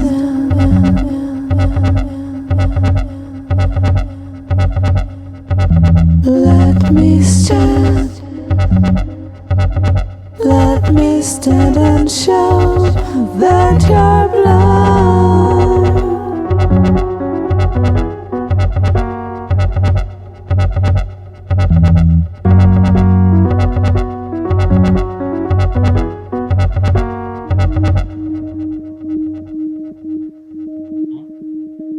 Your faith is so strong.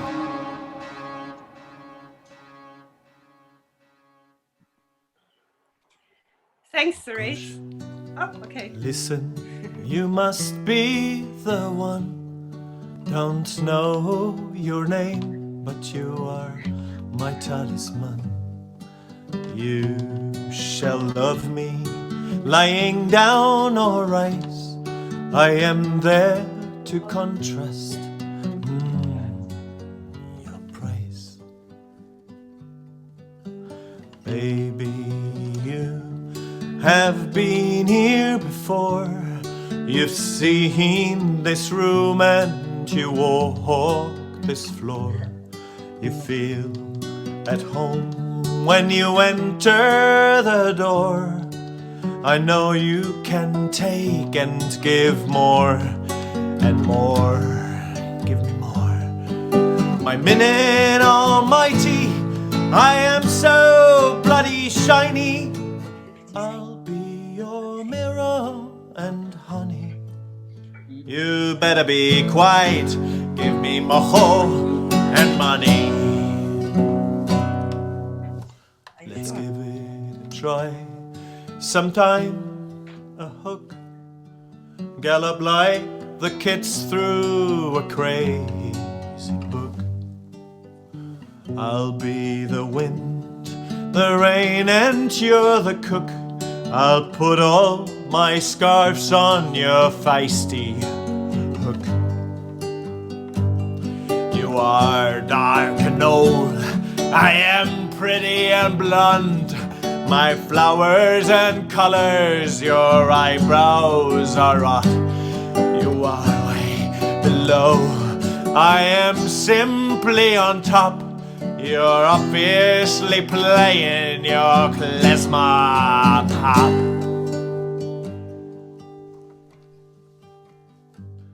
Your faith is strong, no needed proof.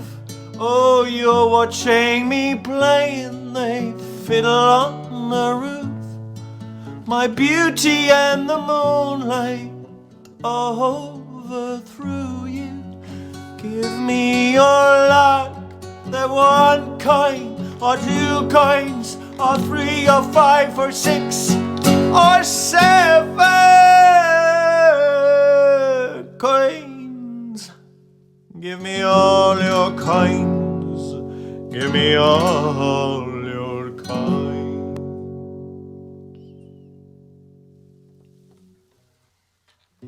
Let me in to that leather box.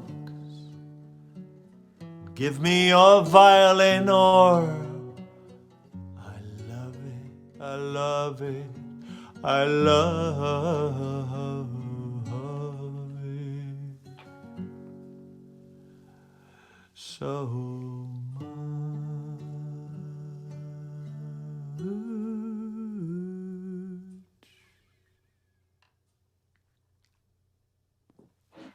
Thank you. Thank both of you. And it's quite interesting. I have to respond immediately. I got the first versions from both of you, and it's quite an interesting thing to notice. I think for most artists, I didn't get the pleasure to do that. I'm starting with Alex, and then I'll go to Sarit, because I think she helps me to get the answer to Alex's first question. I'm saying it out loud, so you remind me to say that in case I forget, if I lose my waterfaden, as we say. Yeah, I noticed between the first version and the second version of Alex that there was a real turn in the persona, or the person who sang, and that was really interesting. The first version that I loved just as well was more of that idea of the stereotypical Jew, and maybe the older Jew, and also I noticed that you kind of got all my references, or most of my references in any case. And I felt, of course, flattered. But I thought, yeah, that's exactly what I wanted. And to be honest, if I can just now put it on it out there, I also, when I just started the whole project, I really had you in mind, and I was really hoping you'd say, yeah, I'm up for it. So you were the sort of what I was hoping I'd get, and it couldn't have been better in this sense that you really got the references. I think we haven't really talked that much about the song, but yeah, the second version of it became somewhat, I found it some more melancholic, and really from the perspective of the doll. What we weren't really clear about, and I think that's why you asked at the very beginning, you said you've only realized now that what I was doing was taking the perspective of that blonde doll. Yeah, it took me a long time. You still managed to get it right, though. I think. Yeah, so your composition, you're a prophet. Another 100 versions if you want. I'm also a slow person. I think, well, there were quite a few things, and with Andy's first speech, he actually answered, he said all that I wanted to tell you. And I think we can see it also in the version of Sarit with this really seductive voice. And but the background or the this atmosphere all around that is really dark. I think what I wanted is to offer, well, initially I thought this 72 hours thing is going to be focusing on those men, on those particular figures. And as we know, as Jews, it helps to have another to kind of talk, right? So I was kind of repeating this otherness in a sense. And I was also playing, without saying it, I'll just offer another anecdote. I've also invited an opera singer from Israel who happened to be my very first music teacher. And I thought that's going to be also a funny personal thing. And then we got into really long discussions, and at the end she refused. But at some point, I realized she hasn't even noticed that there were girls there, that there were those dolls. She only saw those men, those Jews. It was the same for me. You guys. I really just saw it later on because I didn't take the picture so serious, you know.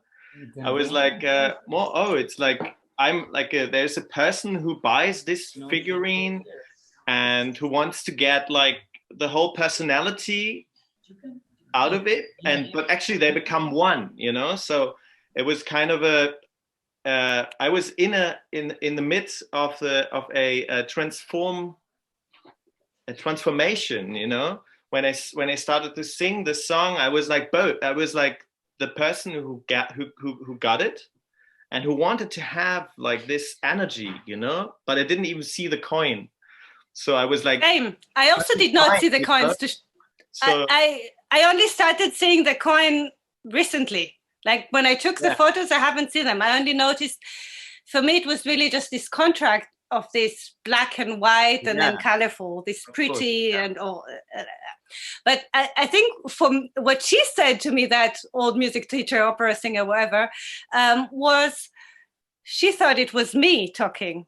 She remembers me from 20 years ago being that blonde in Israel, right? So that was her looking at me.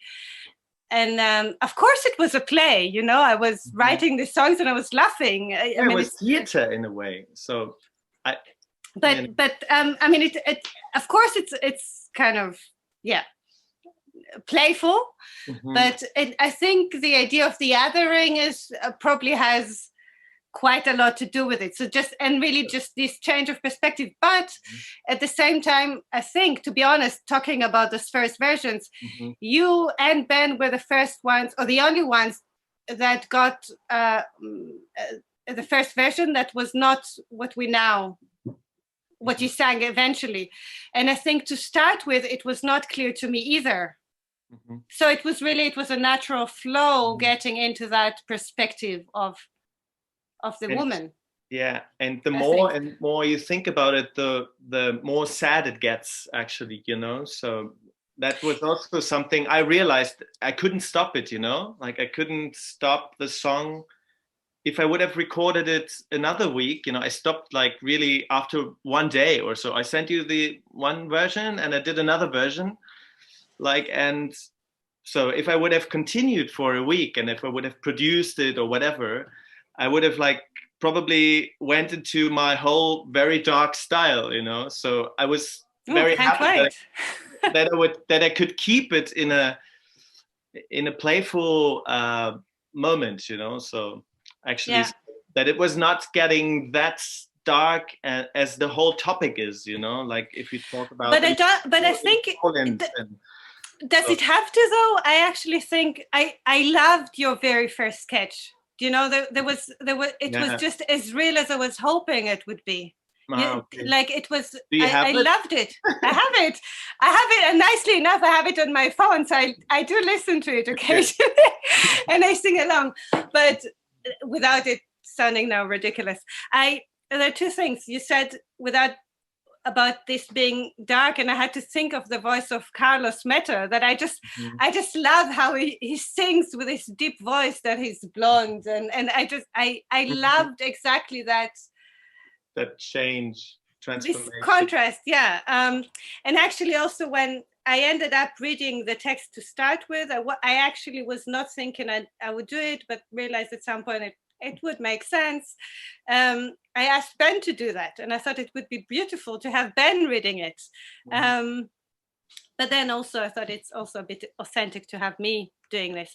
And we have enough playing around it afterwards. So yeah, that's why I decided to do it eventually myself. But going back to your answer, then it's this otherness and this seductive, poisonous atmosphere that you can also, I think, feel those contrasts in Saret's piece quite well. And in Carlos' piece, you hear it really well.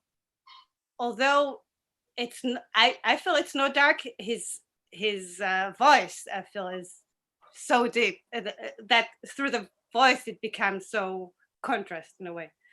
The voice and the songs.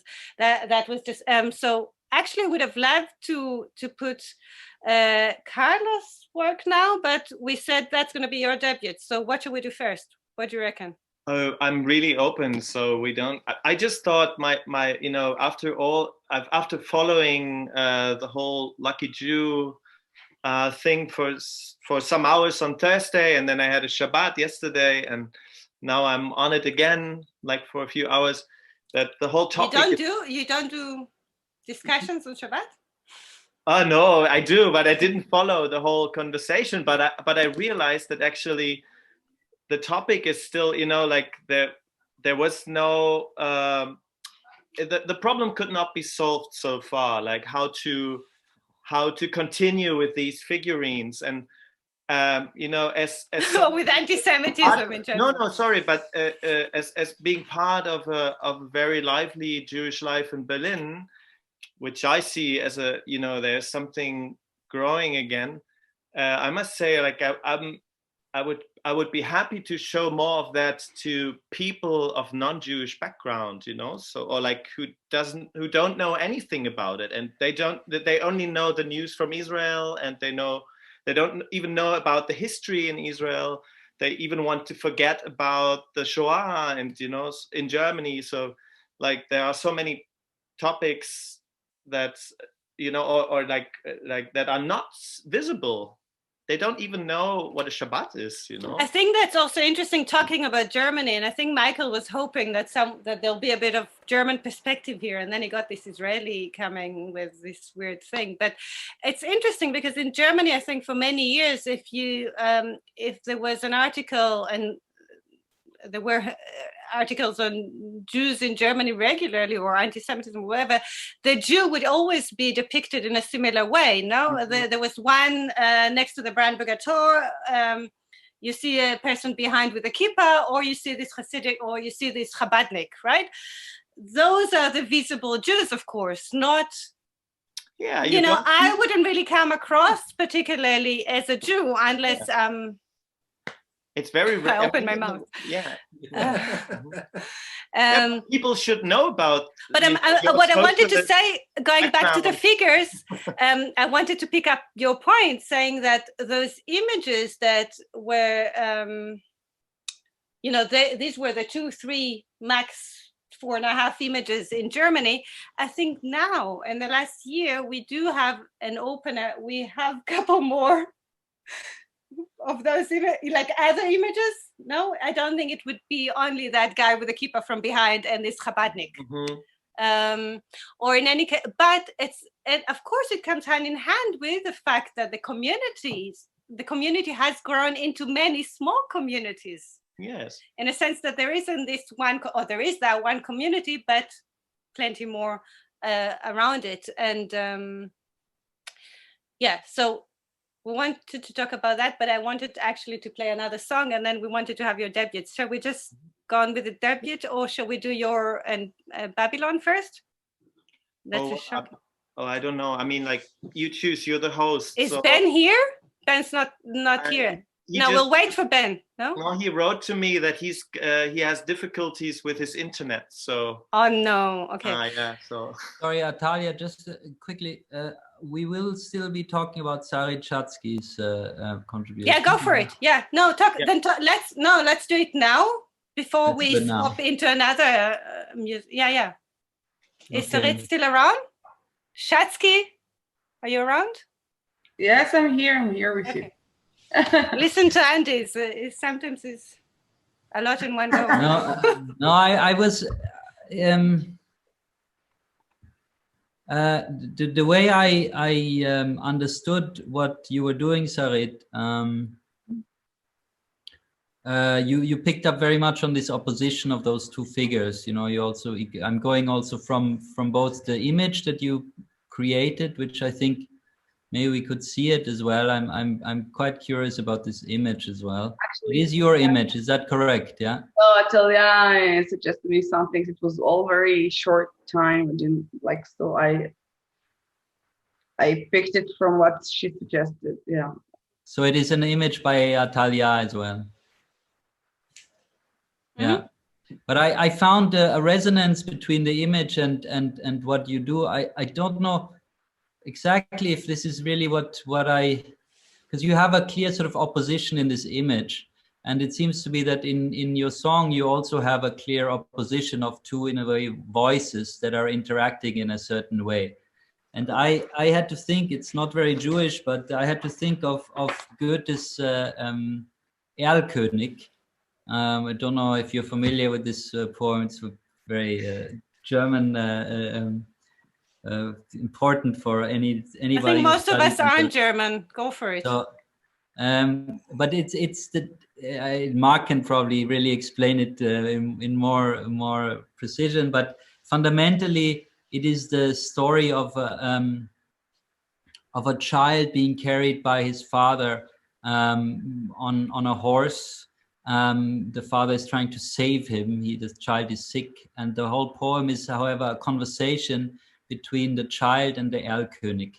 And it is this opposition of the child on the one hand and then a death, you could say, but I think there you can get into interpretations that I'm not firm on what it really is. But it is this opposition. Maybe it doesn't, if you're not so familiar with the Erlkönig, I'm not sure how useful this is, but this opposition of two different quite opposing voices, one quite violent, if I understand it correctly, and one not violent. But that's kind of I have several questions about this. The one is like, how do you see this opposition of these voices on the one hand in your song, Sarit? This is the question to you, but then also to Atalya, because this relationship that you produced by giving the artist this image, what is your interpretation of this juxtaposition? Do you have some, because you decided to write the text from the perspective of these dolls. And of course, we could try and understand it from the text you wrote, but maybe like, how do you see this opposition? What's going on between those two groups there?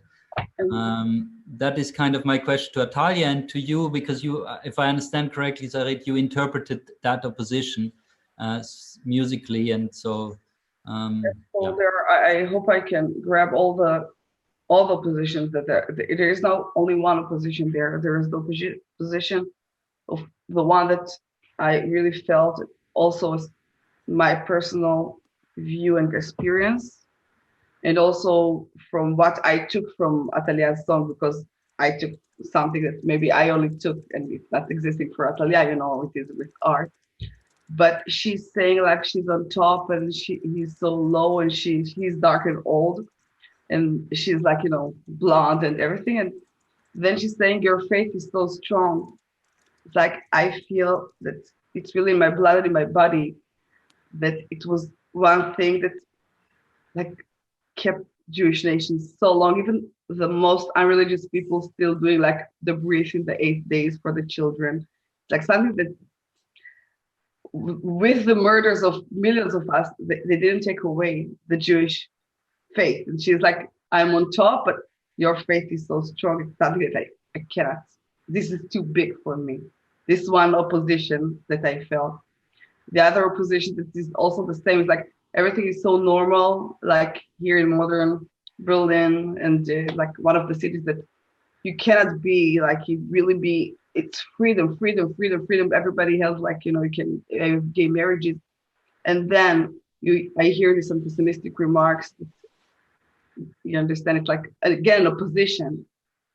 So and more opposition. These are the two that I felt like a lot when discussing with it. Everything is okay, but no, it's not really okay. So this is one, and the thing with that she's feeling like on top, but she knows that until the faith, she can't. Your faith is so strong that it's a block. I cannot take that away from you. You understand what I mean? I think I do. I was wondering because somehow from listening to the song, the way you present, I call it simply maybe the dark voice, which you also undermine with these quite aggressive strings when the voice comes in. My sense was that you are closer to the other voice, but now you're talking about. For me. It's more painful for me, the other voice. The other voice that it's in your face. Your faith is so strong, and everything that's happened here, and this is for me is stronger than the maybe sometimes trying to say and to behave that everything is okay and we're not pessimistic anymore. And you have Israel, and always complaining also about what Israel does, and so we are war criminals and everything. So this is what is more painful for me. So this is why you hear that I'm closer to this, because I'm like more out. Because it's truthfully, I really, it is painful. The thing, the other voice is more. I see it, and this is what causes me pain. So this is why you feel that I'm like more identifying. It's not identifying. It's more. It hits me more in my gut. The perspective of there is a problem here. Still, there is a problem. Yeah. Thank you. I'd like to offer another perspective, or one that I think is actually an exception, that is an instrumental piece by Anna Loewenstein. So I'd like to Andy, I'm just a bit aware of time, and okay. Anna has to go, and we can stay and talk afterwards. Okay, but I still want to hear how you interpret this image that you produced. Yeah, then my first question was if you meant the original image, or the one I worked on. I think we can talk about both, but I think it's important to talk about this opposition, because I think it's key to what you gave. Yeah, but let's do. I promised Anna she has to leave in a few minutes, right, Anna? Are you on? Oh, okay. Yeah. Okay, Anna, do you want to say anything before we listen to your piece? Maybe that'd be nice, actually. Sure. Well, I just shared in the chat kind of write up that I did about the piece, and when you asked me to be involved, this tune that I worked with was the kind of immediately sprang to mind, because it has its own. In fact, actually, like in researching the phenomenon that I knew that this tune was connected to, I didn't realize that it was specifically a Polish-Jewish relationship. Okay, hold on. Let's just listen to it, and then we talk about it, okay? Just because, so I think because probably for most people, we know what you're talking about, but I think the others have long forgotten. Sure. Okay, we're listening.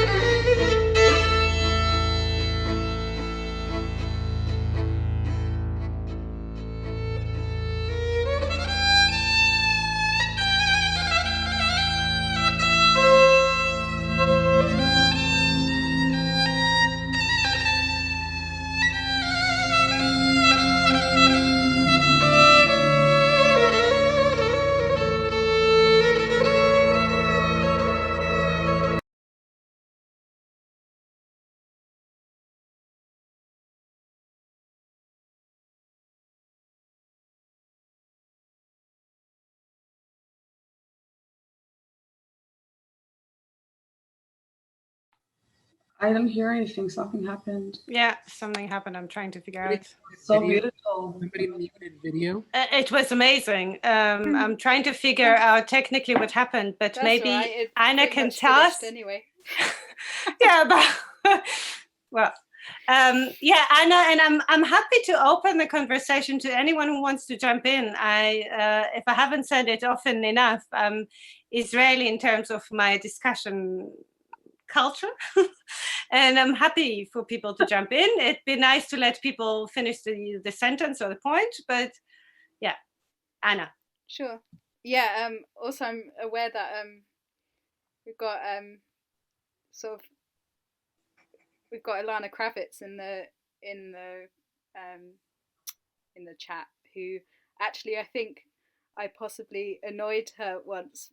My very beginning of klezmer journey, requested that she teach me this particular tune that I worked on. So I chose this klezmer tune partly because it has this like very specific history and connection to a form of Polish-Jewish relations, I guess. And like whilst I was researching this phenomenon, I didn't realize before that it was specific to Polish-Jewish experience. I knew of this phenomenon, but not of that it was specific to Poland. So in case anyone hasn't read what I put in the chat earlier, this klezmer tune is sometimes called Mariofis, and there was a phenomenon that occurred during the 19th century where Jews were basically kind of baited by their land-owning gentry, I guess, and like asked to come and play and perform and dance, and were basically kind of laughed at for their funny music and their funny dancing. And it's thought that this particular klezmer tune was often requested because it was it's very quintessential in its sort of style to the klezmer language, I guess. So I wanted to work with this tune partly because of that, and it's not the Lucky Jew specifically, but I thought it was interesting to work with a kind of parallel or like sister kind of phenomenon to what this festival is about. And then kind of in developing it, I guess I was kind of commenting on that, but also I guess thinking about the way that this tune is played today, in that it's very it's a very well-known tune. It's played a lot by a lot of different people in lots of different ways, but it's not widely liked, I guess, by people kind of who study the tradition kind of in its, I guess, in a full range of depth, partly possibly because of its history and its connection to this slightly painful phenomenon, but also I mean personally I don't think it's a particularly interesting tune. There are lots of amazing klezmer tunes, and this is not necessarily one of them. So I kind of wanted to play on it as a kind of joke on that, I guess, but also as the kind of as a way to bring something new to it, but also to comment on it. And like we play this tune without really knowing I wonder of also, like, I guess connected to the conversation that was happening earlier, like how many people know who play this tune, its history, I guess. And yeah, I kind of wanted to sort of I start off by playing it quite traditionally, as you might hear it on an old recording, and then I kind of break it apart and kind of hope to sort of bring a bit of tongue-in-cheek sarcasm to the whole thing. That's kind of it, really. Thank you. I think that was I was hoping for, but I wouldn't have got it also without this information. You know, like I think that's why I was actually hoping that the musicians will be around and able to talk about the work and their thought process. Yeah. And I'm just a bit worried that the time is running out and we've just started. So open to anyone. I just wanted to say, Anna, this was so heartwarming to hear your violin, you know, and so Atalya also chose like you playing the violin just after I was like so much fallen in love with the violin player, you know, this little figure with the violin and in the song that I performed before you. And then you just started to play this joke, you know, it made us really laugh and dance, which was so cool. Like if you laugh and dance, that's cool. Yeah. I must say also, it wasn't easy to find a way to put all the artworks one after the others. I kind of tried different combinations, you know, like. And I started starting with Ben and then Kirsty with her karaoke, you know, clearly relating to Kylie Minogue, you know, that was a clear connection, but at the same time, it was just so different. And I didn't know whether it was going to work or not. But then I thought it puts like a clear line. That's going to be a potpourri, like Carolyn said. It's going to be a bit wrong. And I think that was also what you said. It was a bit of a contrast with the violin, but the violin was at the center of your connection. Do you know what I mean? Like, for example, just putting well done, Atalya. Well done. I'm just trying to but you know, these were partly my thoughts. And once I got all the works, you know, how can I do justice to all the works together? And how can I help the works sort of communicate what they're about in this short time and in this context that have so many other works? Well, in the context of the evening, this wonderful music to me was the bridge or a bridge from this figurines, what Michael and Magda Rubenfeld maybe were seeing in the people looking for these figurines. You know, that in the music it was expressed some livelihood and some, expression of a traditional culture, but still modernized and still there. So to me, this was a very reconciliate way to deal with this image, and one. It's funny as a visual person, no? Yeah. Like if we had now a year or I don't know, like a while and plenty of time and money to sort of focus on it, I think we can really. I mean, how to show the Fiddler on the Roof today? That's the question. I saw it when I was young, you know, and I think there's some television screening. And of course, there are klezmer evenings here in Berlin too, but it's, I mean, I would not be the person to go to them to attend. I actually think you'd be you're more likely to go there than I would. No? I think it's. I don't know if David, are you still around? I'm not sure. David Stundenberg. That's an opportunity to talk about music, so-called Jewish music, or the perception of Jewish music. But I think there are two things that I just promised, and it's already 11 o'clock. We said world premiere of Alex's work now, and then I also wanted to speak to Dan Wolf, I think. Dan, you're not Wolf, right? You're not that German. Dan, are you around? Anyway, I'm definitely not that German. It's not Wolf. It's not Wolf. Okay. Alex, are you ready? What do you think? Anna, thank you. I'm very happy that you asked for some more work, and so it was just by the time that my album will be out next week on Friday. We have this video that we shot in Israel last year, and which is like like my hard work actually. So I would also like to contribute this to the Lucky Jew, because I think you know, we should stay together. We should take care for one another. Yeah, that's my go. Okay. Oh, hold on. The way we care. Right.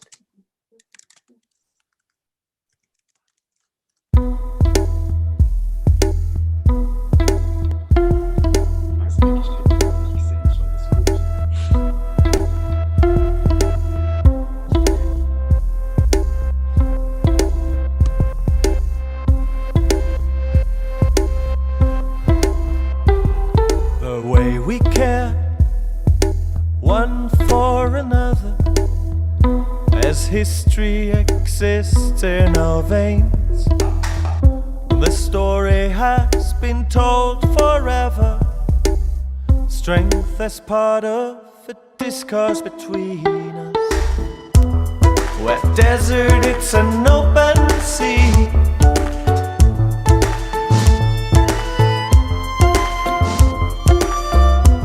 And salty waters purify thee.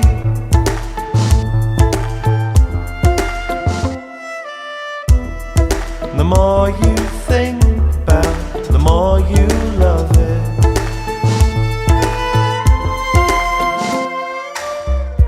When darkness crossed our way,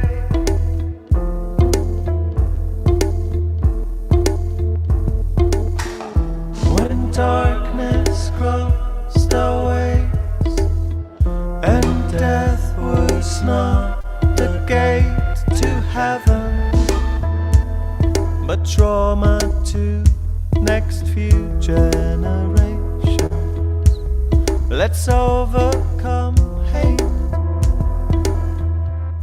and disrespectfulness. Where desert, it's an open sea. Where desert, it's an open sea. And salty waters purify thee. And salty waters purify thee. The more you think about, the more you love it.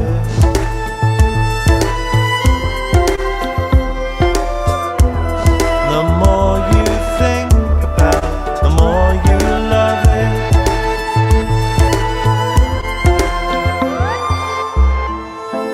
They say we never should have gone back, but at least we tried to build new ways to think unexpectedly. Keep a seat free for the unknown. If one soul is missing, there'll be a major hole. The dead resurrect beneath us, and every morning is a praise to our ancient sisters. Where desert, it's an open sea. Where desert, it's an open sea. And salty waters purify thee. And salty waters purify thee. The more you think about, the more you love it.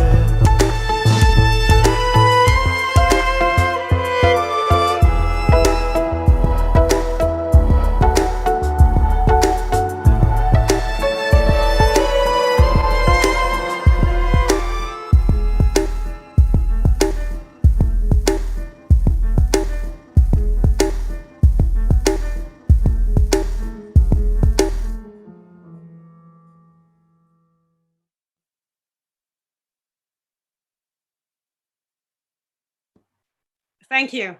That was beautiful. I'm pretty sure everybody would agree. Amazing. Good luck. Yeah. Thank you all. That was really. Have your mazel tov and good luck. Yeah. Mazel tov to you. To you. Oh, yeah.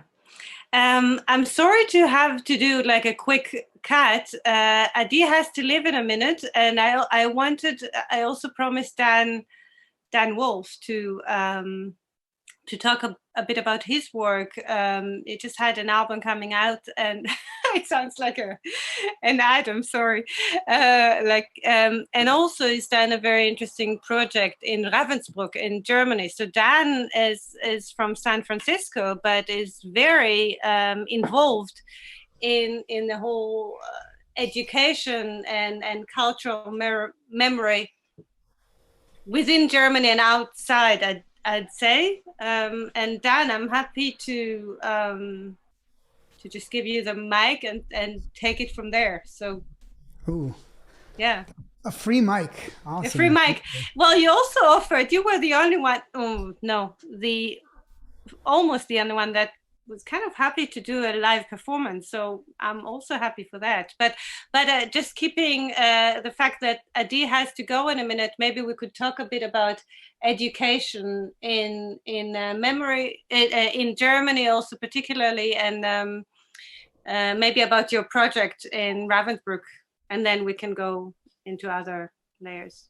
Yeah, so thanks for having me. It's been really interesting to listen to everybody and learn about different perspectives. It's such a fraught topic, and one that is so ripe and so bizarre that to get so many perspectives is great. I mean, for me, when I was about 25, my culture and my creativity collided. I met a German filmmaker who told me this amazing story about my great-grandparents. They were famous vaudevillians from Hamburg. They wrote Hamburg's most famous song, An der Eck steht jung mitten Tudelwand, in Plattdeutsch. And if you're from Hamburg, you know the song. If you're from Berlin, you don't know the song. And I had never heard of it because, just like everything else from my culture, I'd been fractured. I had been kind of this Americanized boy with really German and Polish grandparents.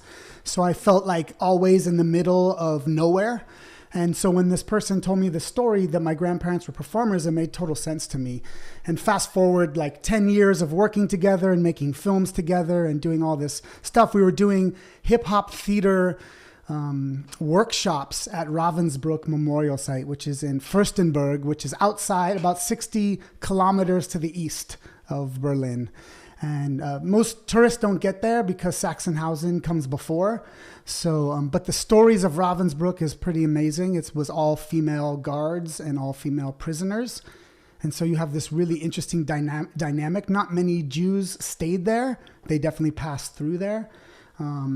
But you have the kind of most badass women from throughout Europe who were sent to this camp. And so not only do you have this very fertile story that's happening there, but you have an amazing education department working at Ravensbrück. And so 2006, we did these workshops and we discovered this idea for taking remembrance work and creativity and present art work making and combining them together. And so what happens is we go to the site, we study the site, we bring people from all over the world there. I'm quite often the only Jew as a part of the project, which has its own challenges. And yeah, we learn about the place, and then we work with artists and we make performance that connects the past to the present moment. Because earlier we're talking about forgetting the story, and how do you not understand that these figurines are anti-Semitic?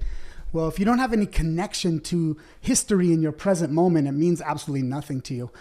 So there was this real opportunity here to take art and this kind of presence making, moment making in the present moment, and combined it with remembrance work. Then we came back there. We've been doing this project all over Europe since 2011. We've done the project at Neuengamme, which is outside of Hamburg.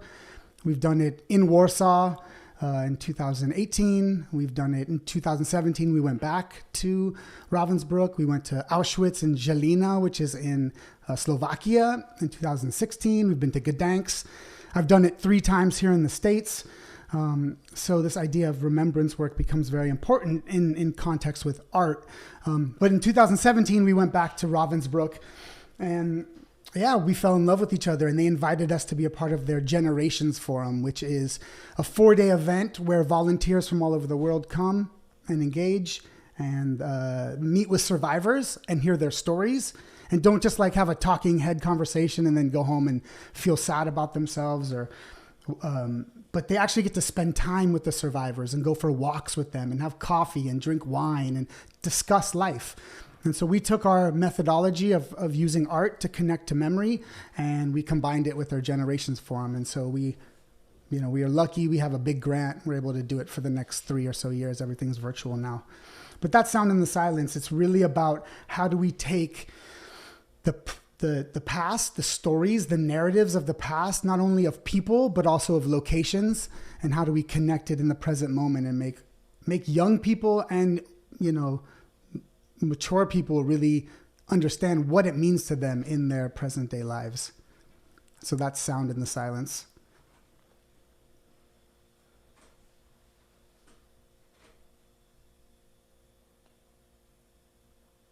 Sorry, I was on mute. I just said Okay. thank you. Thank you. Yeah, really moving. I thought we'd have the extra 20 minutes to look at the video that really explained that, but we don't. Yeah, good. No, it happens. It's the way this works. I don't know. I invited 4 other fellow educators. One of them is German. Actually, the others aren't really. Do you have maybe a German perspective? And after all those years in this profession, do that? Because it's. I find it quite interesting that. Well, that's. I have the perspective the music showed us tonight, and your poem shows us that there's many feelings and many complex situations between behind a surface. You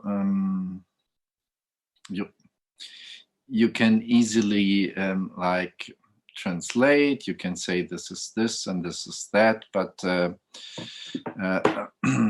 the perspective is that, well, you have to talk about the objects, to talk about the things, not just to talk about concepts or abstract notions like anti-Semitism, but about concrete objects and concrete situations with concrete people that are standing around or you. the space, right? I think what's in really the space. I mean, and to experience situations like Dan told us just. And that's really necessary to do. I don't think there's an academic solution.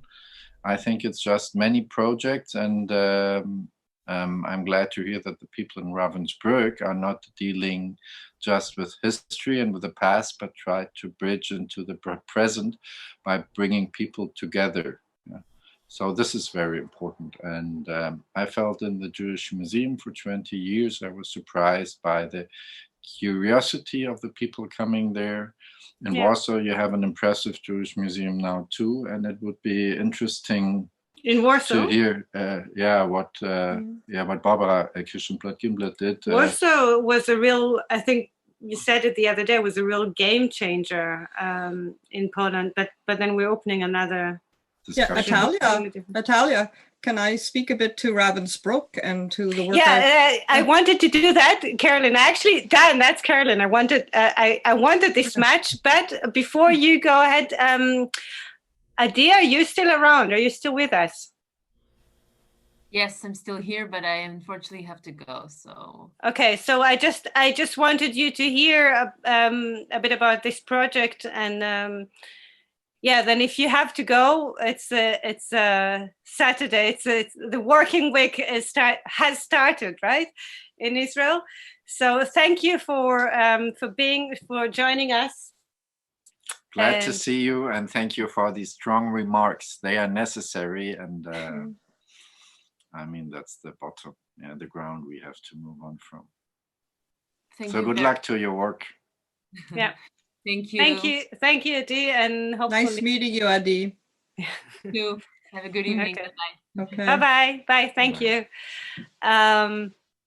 Carolyn, your 2 cents, or? Well, yeah, no, like first, I worked many years with a Ravensbrückerin, Johanna Krause, who was a Jewish survivor of Ravensbrück. I wrote a book with her, and I've been many times. And to be honest, I'd like to come back to what happened back then when I made the statement about Poland, because I feel responses to me were a bit like I had attacked Poland. And I just want to say, wherever I am as an activist, and I've been 30 years in this country, I work with the place I'm at. So when I was in Canada, I was on peace camps during the Oka crisis around Indigenous issues. And I was on the streets for LGBTQ issues and so on. When here in Germany, I've fought against the NKIS, and all the, today the focus is Poland, but the same principles that I apply to my activist work for the last 40 years, then I have had many interactions with Poland. I've been there many times. I've been thinking about the Lucky Jews for 15 years and talking to guides about them and so it wasn't an attack on Poland. I hope that's clear that tonight. This is my political principles that I apply to all the countries that I'm involved in some ways. I mean, if I lived in Ghana, I was just in Ghana last year, and there was a sign forbidding same-sex couples to stay in a room in a hotel. So if I lived in Ghana, I would take that on. So anyway, just to say, I hope Magda and Michael and anyone in Poland that please, I love your country the times I've been there, and I did not. Carolyn, that sounds so wrong. No, I just want to say I did not mean this as some sort of attack on Poland, and I don't think anyone here does tonight. And I saw these comments coming back. This is complex. We wouldn't be sitting here. I didn't mean it also in any dichotomous way, and that's what I love about the music, about Sarit's music, about the violin music we just heard. And by the project that Dan just explained, it's all these pain, and I love that people are using the word pain, because this is in my opinion, I wish Adi was still online, because she has expressed this pain tonight too. To me, this is a very painful issue. You can hear it in my emotionality. I'm a lesbian. I'm married to a Black woman. I have a son. Discrimination has been a huge part of my life, directly and indirectly. And through my work for the last 30 years with Holocaust survivors, this issue of anti-Semitism and how people are hurt is huge to me. And so that's what you're hearing I can't theoreticize it, because I don't have those tools. And I didn't go that way academically. I can express it in a song, as Atalya asked me to do. And just to mention on my song, you heard me wind down at the end. To me, I would love to see these figures wind down. And just like the NKIS did finally get renamed here in Germany, I would prefer not to have them sold at all here in Germany. But I can't keep people from eating these little things when they come and serve them at parties I'm at. And I said this at another session. One time someone served the very colors of these things right in front of the people who they felt they belonged to. This is how, unintentional racism is. Yeah. And so I'm grateful for this opportunity to express through music and through what we've heard tonight. I love the work that Dan is doing. Thank you. I'm seeing you sort of kitty corner across the screen right now, Dan, because that is the most amazing work, to be on site with survivors. I've done it. I was there in '95 with 5,000 Ravensbrück survivors in one place, and so I just know how important that is. And I think this is the bridge. The art is making the bridge between the pain and the subject matter. And I'd like to apologize if I offended anyone in Poland. That wasn't really my intention in the slightest. I take these politics wherever I am. I think it's also, it's also interesting. I think we haven't talked about it in this session. Not sure about all the other days. Michael, I don't know if you're still around, but the fact that those figures, you can also find such figures in Israel. I was there in March, beginning of March, and I mean, not with a coin per se. I'm not sure about those with the coins, but I remember, why did I take it? I took a photo of those. I think it was 2nd of March on the way to the airport. I saw a shop in Tel Aviv full of those stereotypical Jews in all different forms. I'm going to look and see if I can find them and post it here in the chat. But it's also a question of context, the context in which those figures are being displayed, of course. And who are they there for? I don't know if Michael, are you around, or someone that's been around? I'm here. Magda's also here, and so is Erica. I think that. So have you discussed that, those images, like similar? Of course, this is a Polish phenomenon, and those particular little Jews. What was the name? The actual name of them? Well, I mean, right, Lucky Jews is how we call them, but I mean, they're called many things. You know, there's a derogatory way of referring to them, which is Żydki, which is derogatory. But you know, Jew with a coin, Żyd z pieniążkiem is more. You know, I suppose is what they actually are. They're Jews with coins. Sorry, that wasn't your full question, right? Continue to. My question, those Jews with the coins. Well, and I don't know if it is still around, but the fact that, does it really make a difference that they have a coin in their hand? Have you talked about that? If they did not have a coin in their hand, I mean, in this sense, of course, they're like a, you know, they're Glücksbringer. They're supposed to bring you money, but I think it does make a huge difference, actually. I think because these images, these figurines, these are not new. The figurines, they have been around for many years. I don't know the exact time. Wikipedia said that they were there from the beginning of the 20th century. Maybe Erica could. The image, like the production of images of Jews is probably much even older than that, or just sort of like how the image of the Jew has figured into Polish society. But I do think that when the coin was added, you know, the meaning, the meaning that it was added for a very specific purpose during a very specific time in Polish history during communism, when people were sick of communism, when they were hoping to get out of communism and into an open market, into capitalism. People were wanting more money. People were feeling oppressed, and so the coin with the Jew ended up turning the image into almost something that offered people hope. Michael, can I intervene here? Oh, losing you. Michael, could I respond to you? Sure. I mean, I think, like, you're saying a lot of things that I think are interesting, but I'm not sure that we actually, I'm not sure where you're getting that information. I think that you're like kind of culling together a lot of things that various people have suggested, but I don't think we actually have a lot of hard evidence.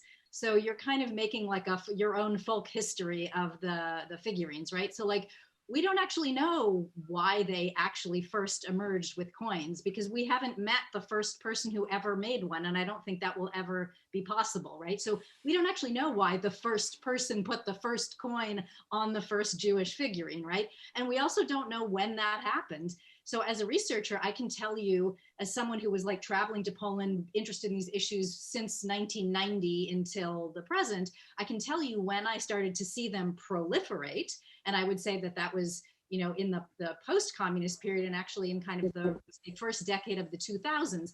I do think that it's a really interesting working theory to suggest that, yeah, it has to do with, you know, this sort of Polish need to suddenly enter, you know, kind of all the pressures of entering into this, wild capitalist economy from, 50 years of communism. But what did I want to say? I mean, I think the question that was posed before about, it's not like the meaning of the coin also didn't come out of nowhere, even if the coin itself at some point emerged and then started like, expressing something that was afoot and a concern in the culture. But actually this link between Jews and magic and wealth, but in much broader forms, that's something that's incredibly old in Polish folk culture. And you see it expressed in different ways much earlier. So again, you might see, a century ago or 2 centuries ago, and I was mentioning this, I think the first day, like a beehive in the shape of a Jew, with the idea that this beehive would attract more bees, that the bees would produce more honey, that the figurine of the hive in the shape of the Jew would protect the honey, and also these connections with Jews in Polish folk culture, Jews and fertility, for example, right? So in the beehives, the bees fly in around the genital area, right? And so the Jews' hands on these things are like down by their genitals. So there's like this meaning of Jews and kind of wealth very generally and magic very generally, and there's a lot more that one could say about the connection between Jews and magic, is like much older. And then sort of like that theme being there, but then these, like when we talk about figurines of Jews, there are many different traditions of them that sort of came up at different times. And some of them, I think they're extremely good arguments, and some of that is based on my own research and other people's research, that like the figurines that are toy, this kind, actually, the sort of funny kind that rock back and forth. So these were made for like 150 years, probably more, specifically for this Easter fair in Krakow, Emmaus, right? And they're toys, exactly. They're toys among other toys. So you could also have like a seesaw with a Jew on one side and like a priest on the other side, or an Austrian soldier on the other side. So that's like one whole tradition. But they were making those while Poland was full of Jews, and some of those Jews looked something like this, right?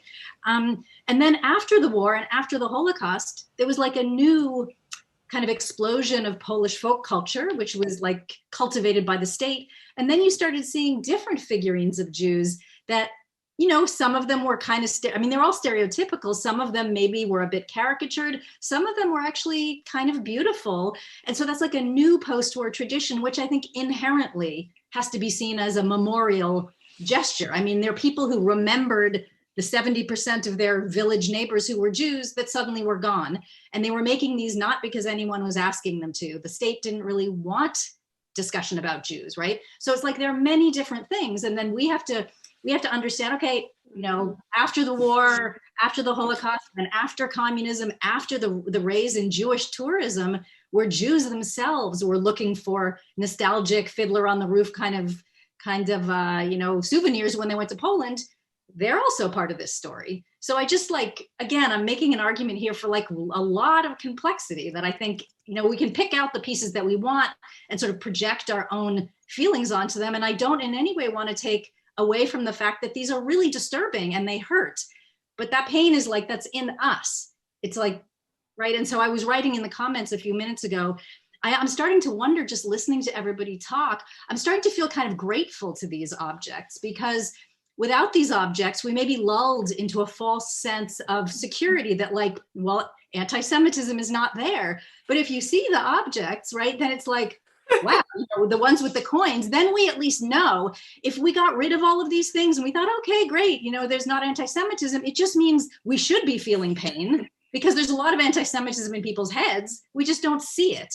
So the objects, they give us it's like a canary in the coal mine in a way, right? Like it gives you a sense of where are we as a culture? And then the opportunity is, what do you do about them? What do you say about them? And that's how we see people's sensitivity, people's racism or anti-racism, or their willingness to be empathetic and consider different points of view. Thank you. Yeah, that's interesting, Erica, because thank you, Erica, of course. And Fanny, I remember trying to get in touch with you, or actually being in touch with you back in 2010, 11. And I can't even remember where it was, but it was through Milk and Honey, and I'm really delighted that I finally get to hear you and see you so directly. But, may I put in a quick plug? Erica will actually have her own session. She's going to be closing out the Lucky Jewathon tomorrow. For anyone who wants to hear more, Erica, I wrote too, is one of the premier scholars on these objects in the world. So it's just, we're happy. Out of the 3 other scholars. Yeah. Thanks. I lost my thread now. I wanted to. You said you were trying to be, we were in touch in 2000. No, but beforehand I was disturbing my thread. About being, like being thankful that we have those figures to remind us that that anti-Semitism exists. And that's interesting going back to Germany, because one of the things that I was thinking about initially was we'd never see them here. It's such a taboo. Exactly. And to consider why we wouldn't see them here. And what do we see here, or what don't we see? In what way don't we see and see? I mean, I've worked and I'm working as a guide in the Jewish Museum, and I out myself as a Jew and as an Israeli. I don't say I'm Israeli to start with, and I let them guess and see what happened, and see also the reaction. And does it mean that I'm Jewish if I'm Israeli, and all those kind of complexities involved? But and people are shocked, because they have another image of a Jew.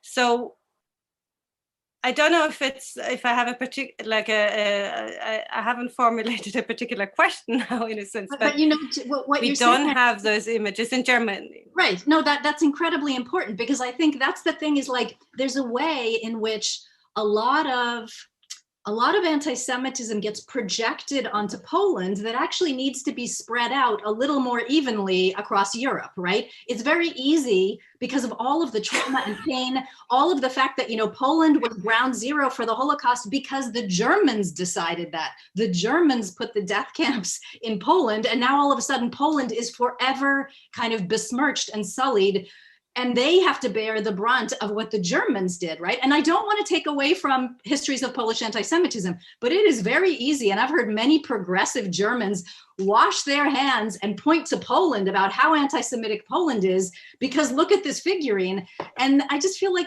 I think it's a little more complicated. I have a particular feeling of cynicism about self-righteous Germans trying to tell off Poland about its anti-Semitism. There's a whole kind of politics there, but that untangled. But this sort of ping pong, I think we as outsiders, right? You're not Polish, I'm not German, right? But we're kind of involved in those cultures. On the way.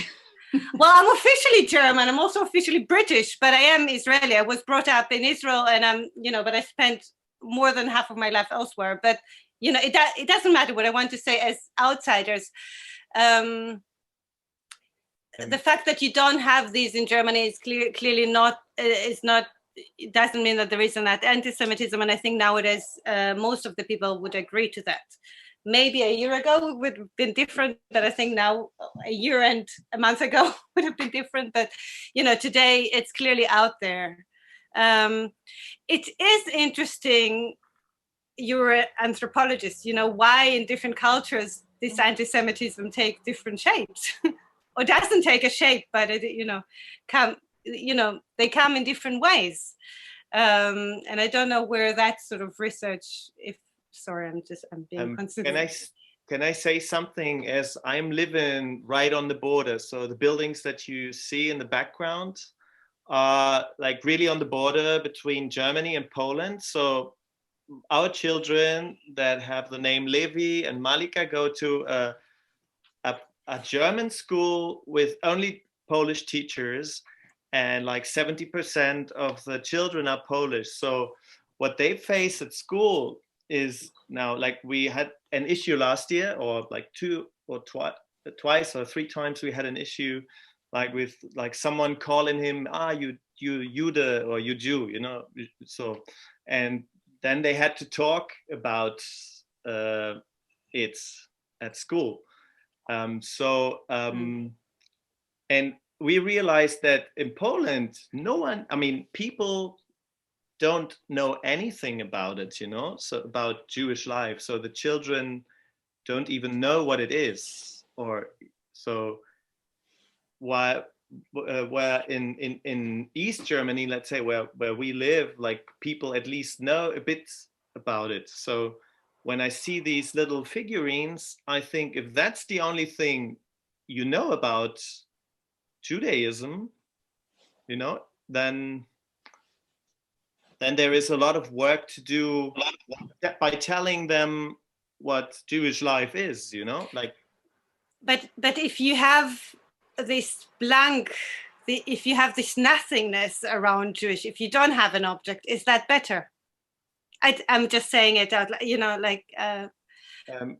I don't know how to make Jewish life visible. Actually, that's something, it should be so normal. Like if you live in London, it's just normal. But it cannot be normal here. It cannot. It just cannot. It cannot be, yeah. I don't think it can. Like hoping that it be normal. Only like it. Of course, I'm hoping it's going to be normal, and it's getting more normal. But it's. But it's a long way, probably, and it's not sure if it will succeed, right? No. Michael says we should get back to the music, and I agree. Yeah, I was just thinking, but I don't know. I mean, actually, we have a set we wanted to play as well, but that's 20 minutes, and that will take us to the end. And we can certainly do that, and we can also listen to a couple more songs and maybe think about them. I think Carolyn would really like to say something. Carolyn, would you mind choosing also? Why are you? I don't know. Somehow I couldn't be. I mean, I want to say we haven't mentioned Leonard Cohen tonight, which I feel is a bit of an oversight because you quote him for sure, and I definitely quote him musically, and just I know it's going to end soon, so I want to quote Leonard Cohen on Hallelujah, because Atalya, you said your piece was about appropriation, which I think is such an interesting word for our whole project tonight, because you've definitely appropriated a lot of Leonard Cohen in your piece, right? I don't know if everyone who composed to your piece knows there's 4 or 5 lines from Leonard Cohen's Hallelujah in the piece. I can sing Leonard Cohen's song in Yiddish. So I know the song very well. And so to me, partly the figures were about appropriation too. You're appropriating someone else's culture and someone else's thing, and you're saying it belongs to me, and anyway, so I wanted to quote Leonard Cohen, and I don't want to do it at the last second, so I'm going to do it now. And this is Leonard Cohen talking about his song Hallelujah, which I think fits our theme. This world is full of conflicts and full of things that cannot be reconciled. But there are moments when we can transcend the dualistic system and reconcile and embrace the whole mess. And that's what I mean by Hallelujah. And so I just want to say, I think it was kind of genius that you picked out Hallelujah by chance to be appropriating and taking for your poem. As you say, I referenced it, and I had an interesting experience playing this. I see that was Monique Mojica just saying, yeah, the cracks. That's where the cracks. Gets in. That's another great quote from Cohen's Anthem.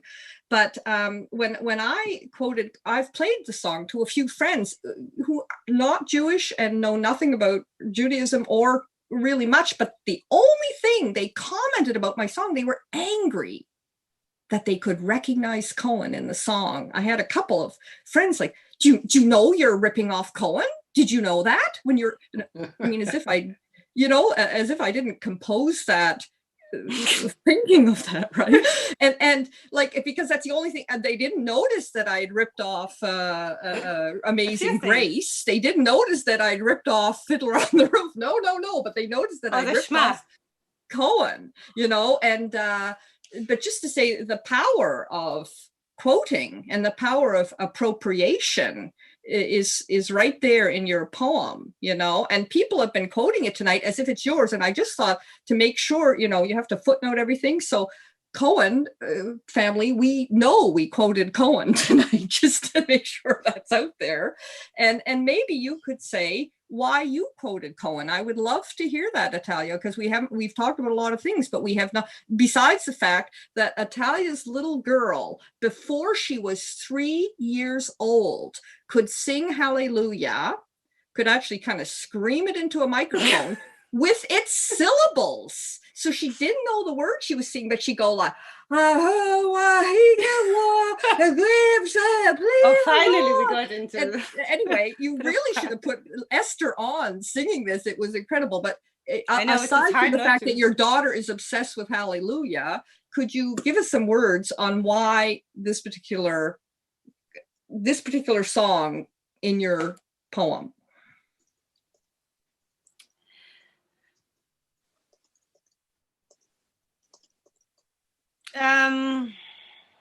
I think, well, it is hard to take Esther out of the equation, right? So it kind of does, since last December, it echoes in my head, in my mind every day, right? So you know, that's part of my daily life.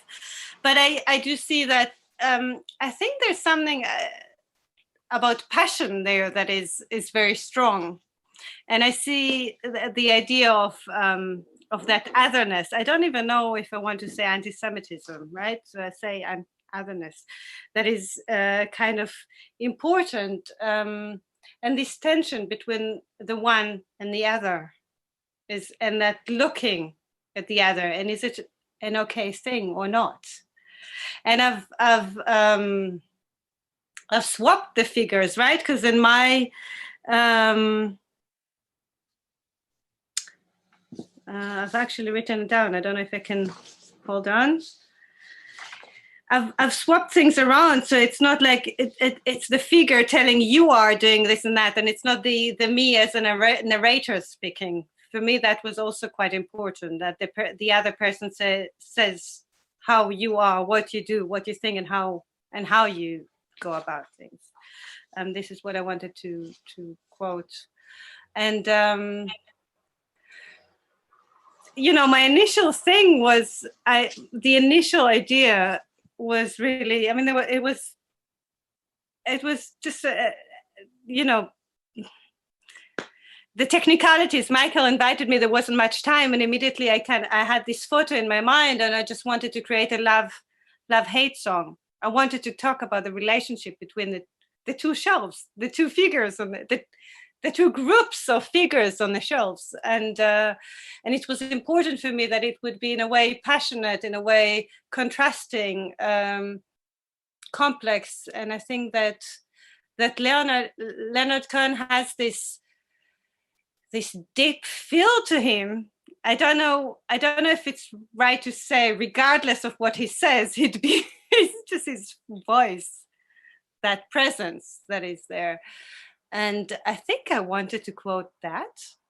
And, you know, we can say he's a Jew, but I'm not sure whether he would have always said he was a Jew, you know, definitely not throughout his life. And it's funny, when I showed that to Ben and Alex within the first version, they immediately picked on Lou Reed and Leonard Cohen as the two lucky Jews. And that was unconscious when I picked them. When I picked both of them, that was not thinking, okay, I'm looking for Jews.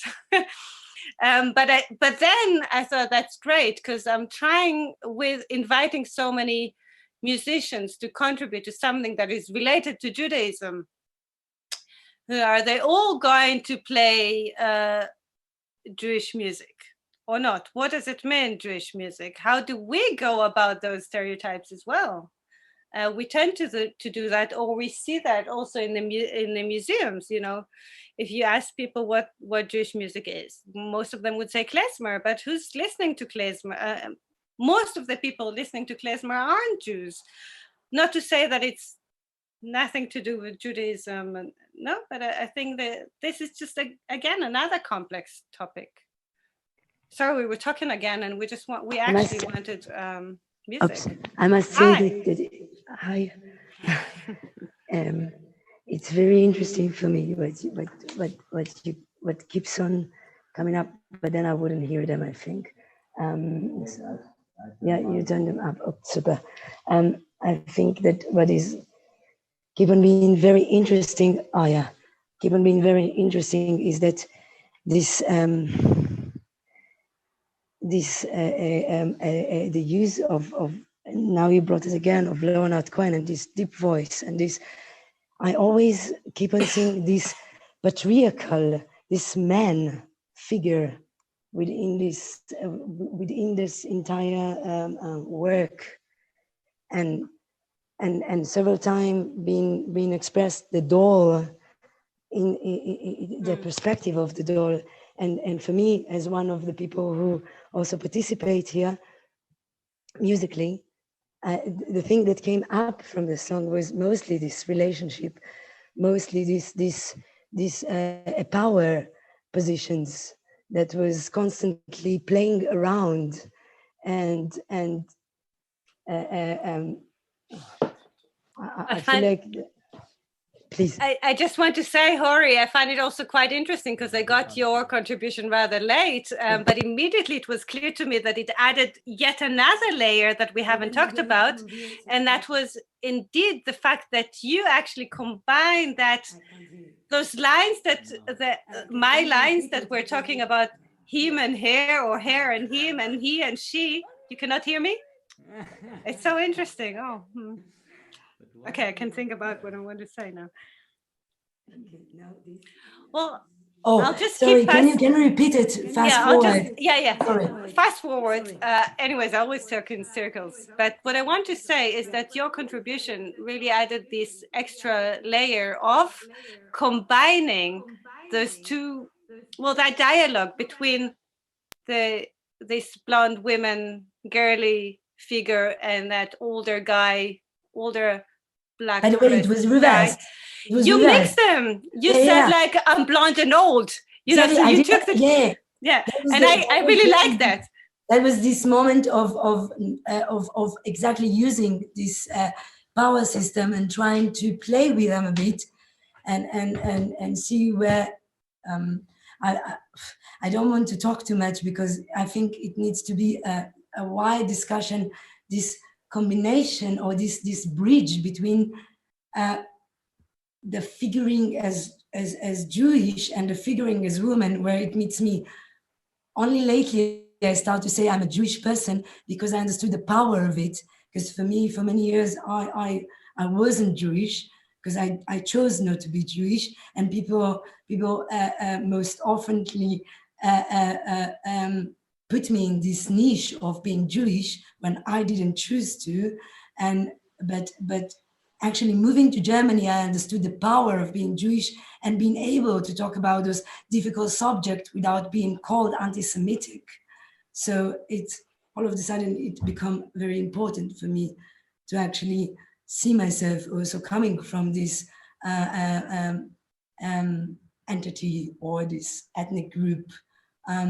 But the same for me, it's a bridge also to femalehood, and this doll was obviously referring to this doll that we, for me, more closely know as someone who grew up in Israel and didn't need to deal with my Jewishness so often since like 2.5 years in London and 3 years here. Now I lost my track. I'm sorry. I'll just go back to what like I said, how you mix the two sentences. So the way I wanted to contrast things, you mix them. Like I said, I'm blonde, you're old. You said I'm blonde and old, and you said my flowers on your eyebrows. Yeah, right. Yeah. And I just thought, the colors are so odd. Wow, you brought it all together, and it was actually such a strong take that was taken in one take, which is also amazing. It was one take, yeah. Crazy. I must say that for me, the one biggest problem in the song that we gave you was the attitude, because the voice that came out, because it was the first take, was so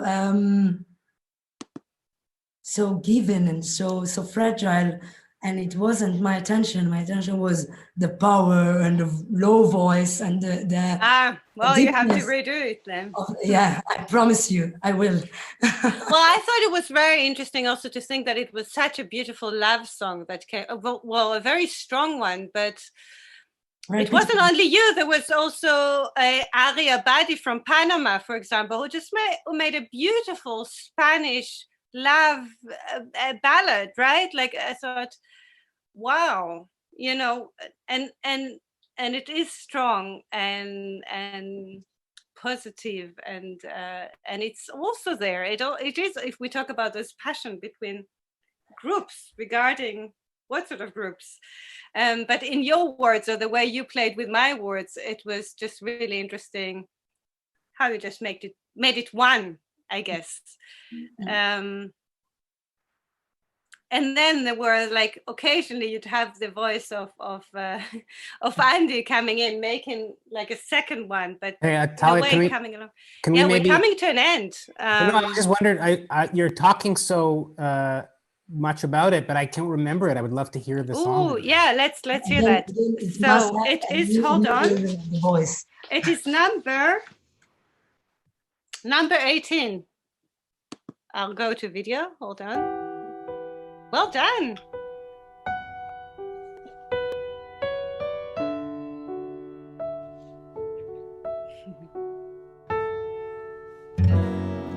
My minutes,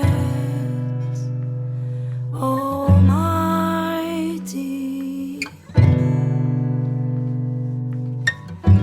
I'm so bloody tighty, I'm your shiny, I'm your mirror.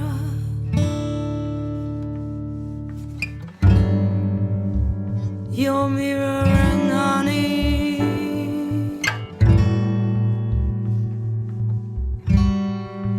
mirror and honey.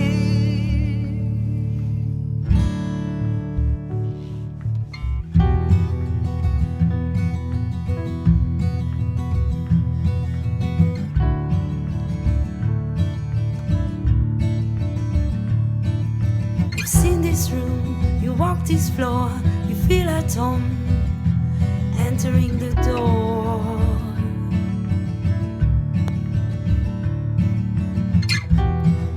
My flowers on your eyebrows, the colors are so odd. You're so dark and pretty, I'm so blonde and old. I'll be the wind, you'll be the cook, I'll be the rain.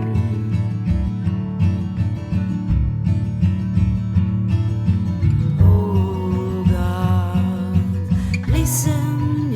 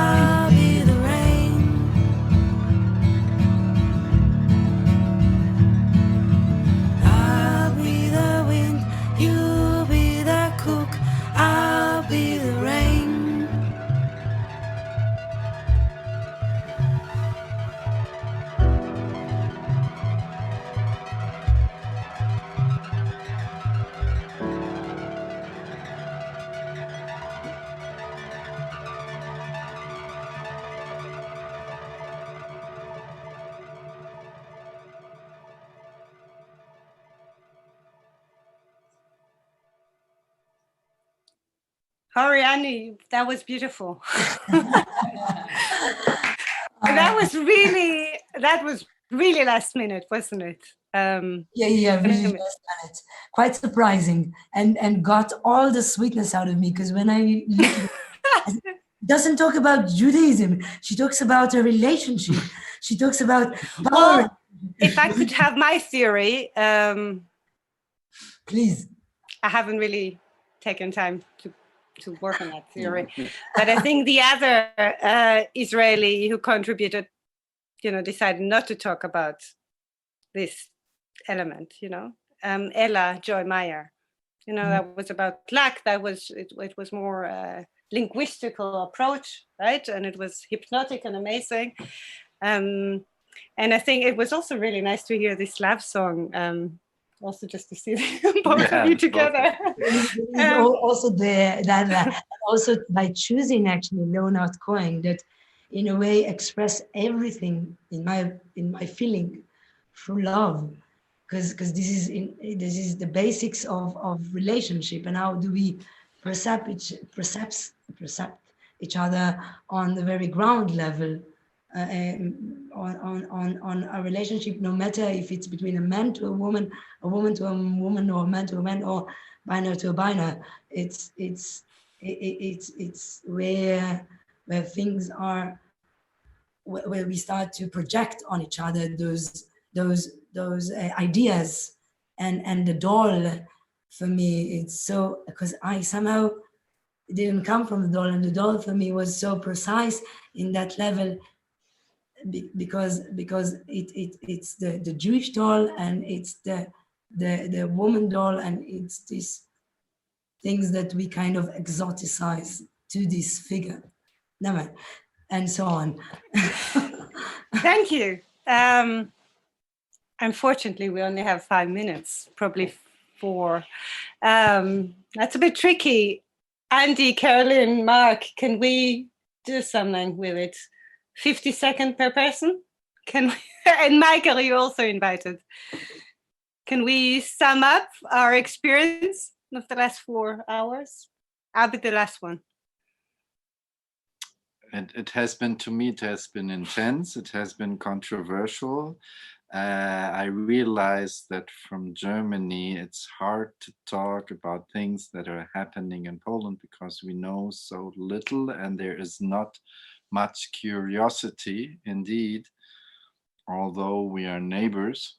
But we have 2 different Jewish traditions too, because in Poland, these figurines refer to a reality that existed 80 years ago, before it was destroyed.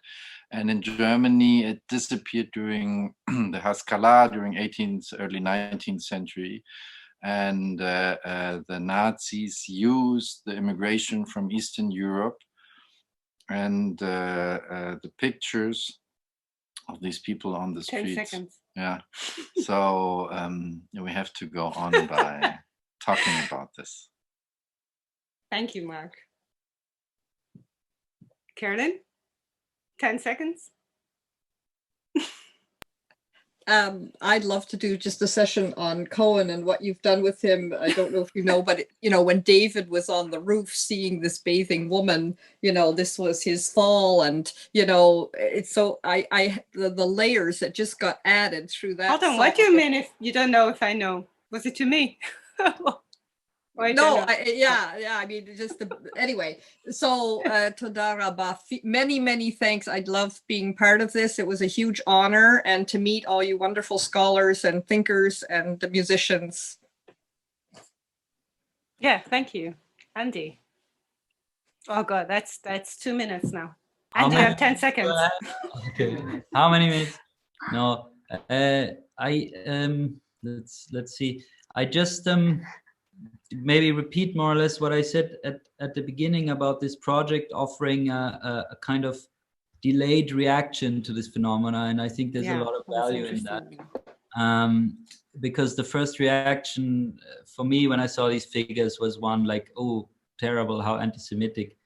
But I think we see through this project, and we also see from what Erika Lera said, and I'm sure she'll go into this in more detail, that there's much more to it than simply anti-Semitism. There's this, much more. And when we kind of move away from this first shock, that's for me when it actually gets interesting. And I think the music offered paths, different paths into these interesting topics. So I think it's really has been very valuable to be part of this and to hear it all and discuss it. Thank you. Thank you, Andy. I have literally 10 seconds, I think now. Michael, thank you very much. And I have plenty of extra material to fill in. We haven't actually had the DJ set coming in. So if you have the extra 21 minutes in the next. Well, what we can also do is we can host some of the material online if it's not been able to make it here. So why don't we talk about that? Well, I think apart from Daniel and Alex's work, everything has been here, listened to at least.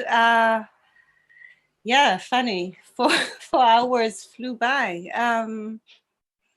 I don't know. We can think about it. In any case, I certainly think we need to have the Lucky Jews album. And thank you, Atalya. Or in any ways find a way to continue. I think it was really just the beginning. And Michael, it seems like it's been going really well. No? The last it's been going a lot of things. I want to thank you though. I mean, I really appreciate, you were really ambitious and inviting all of these artists, and it was really special 4 hours. I really appreciate the amount of energy and work that you put into making this a really, really significant 4 hours for this project. So really, like, Mazel Tov, Yasher Koach.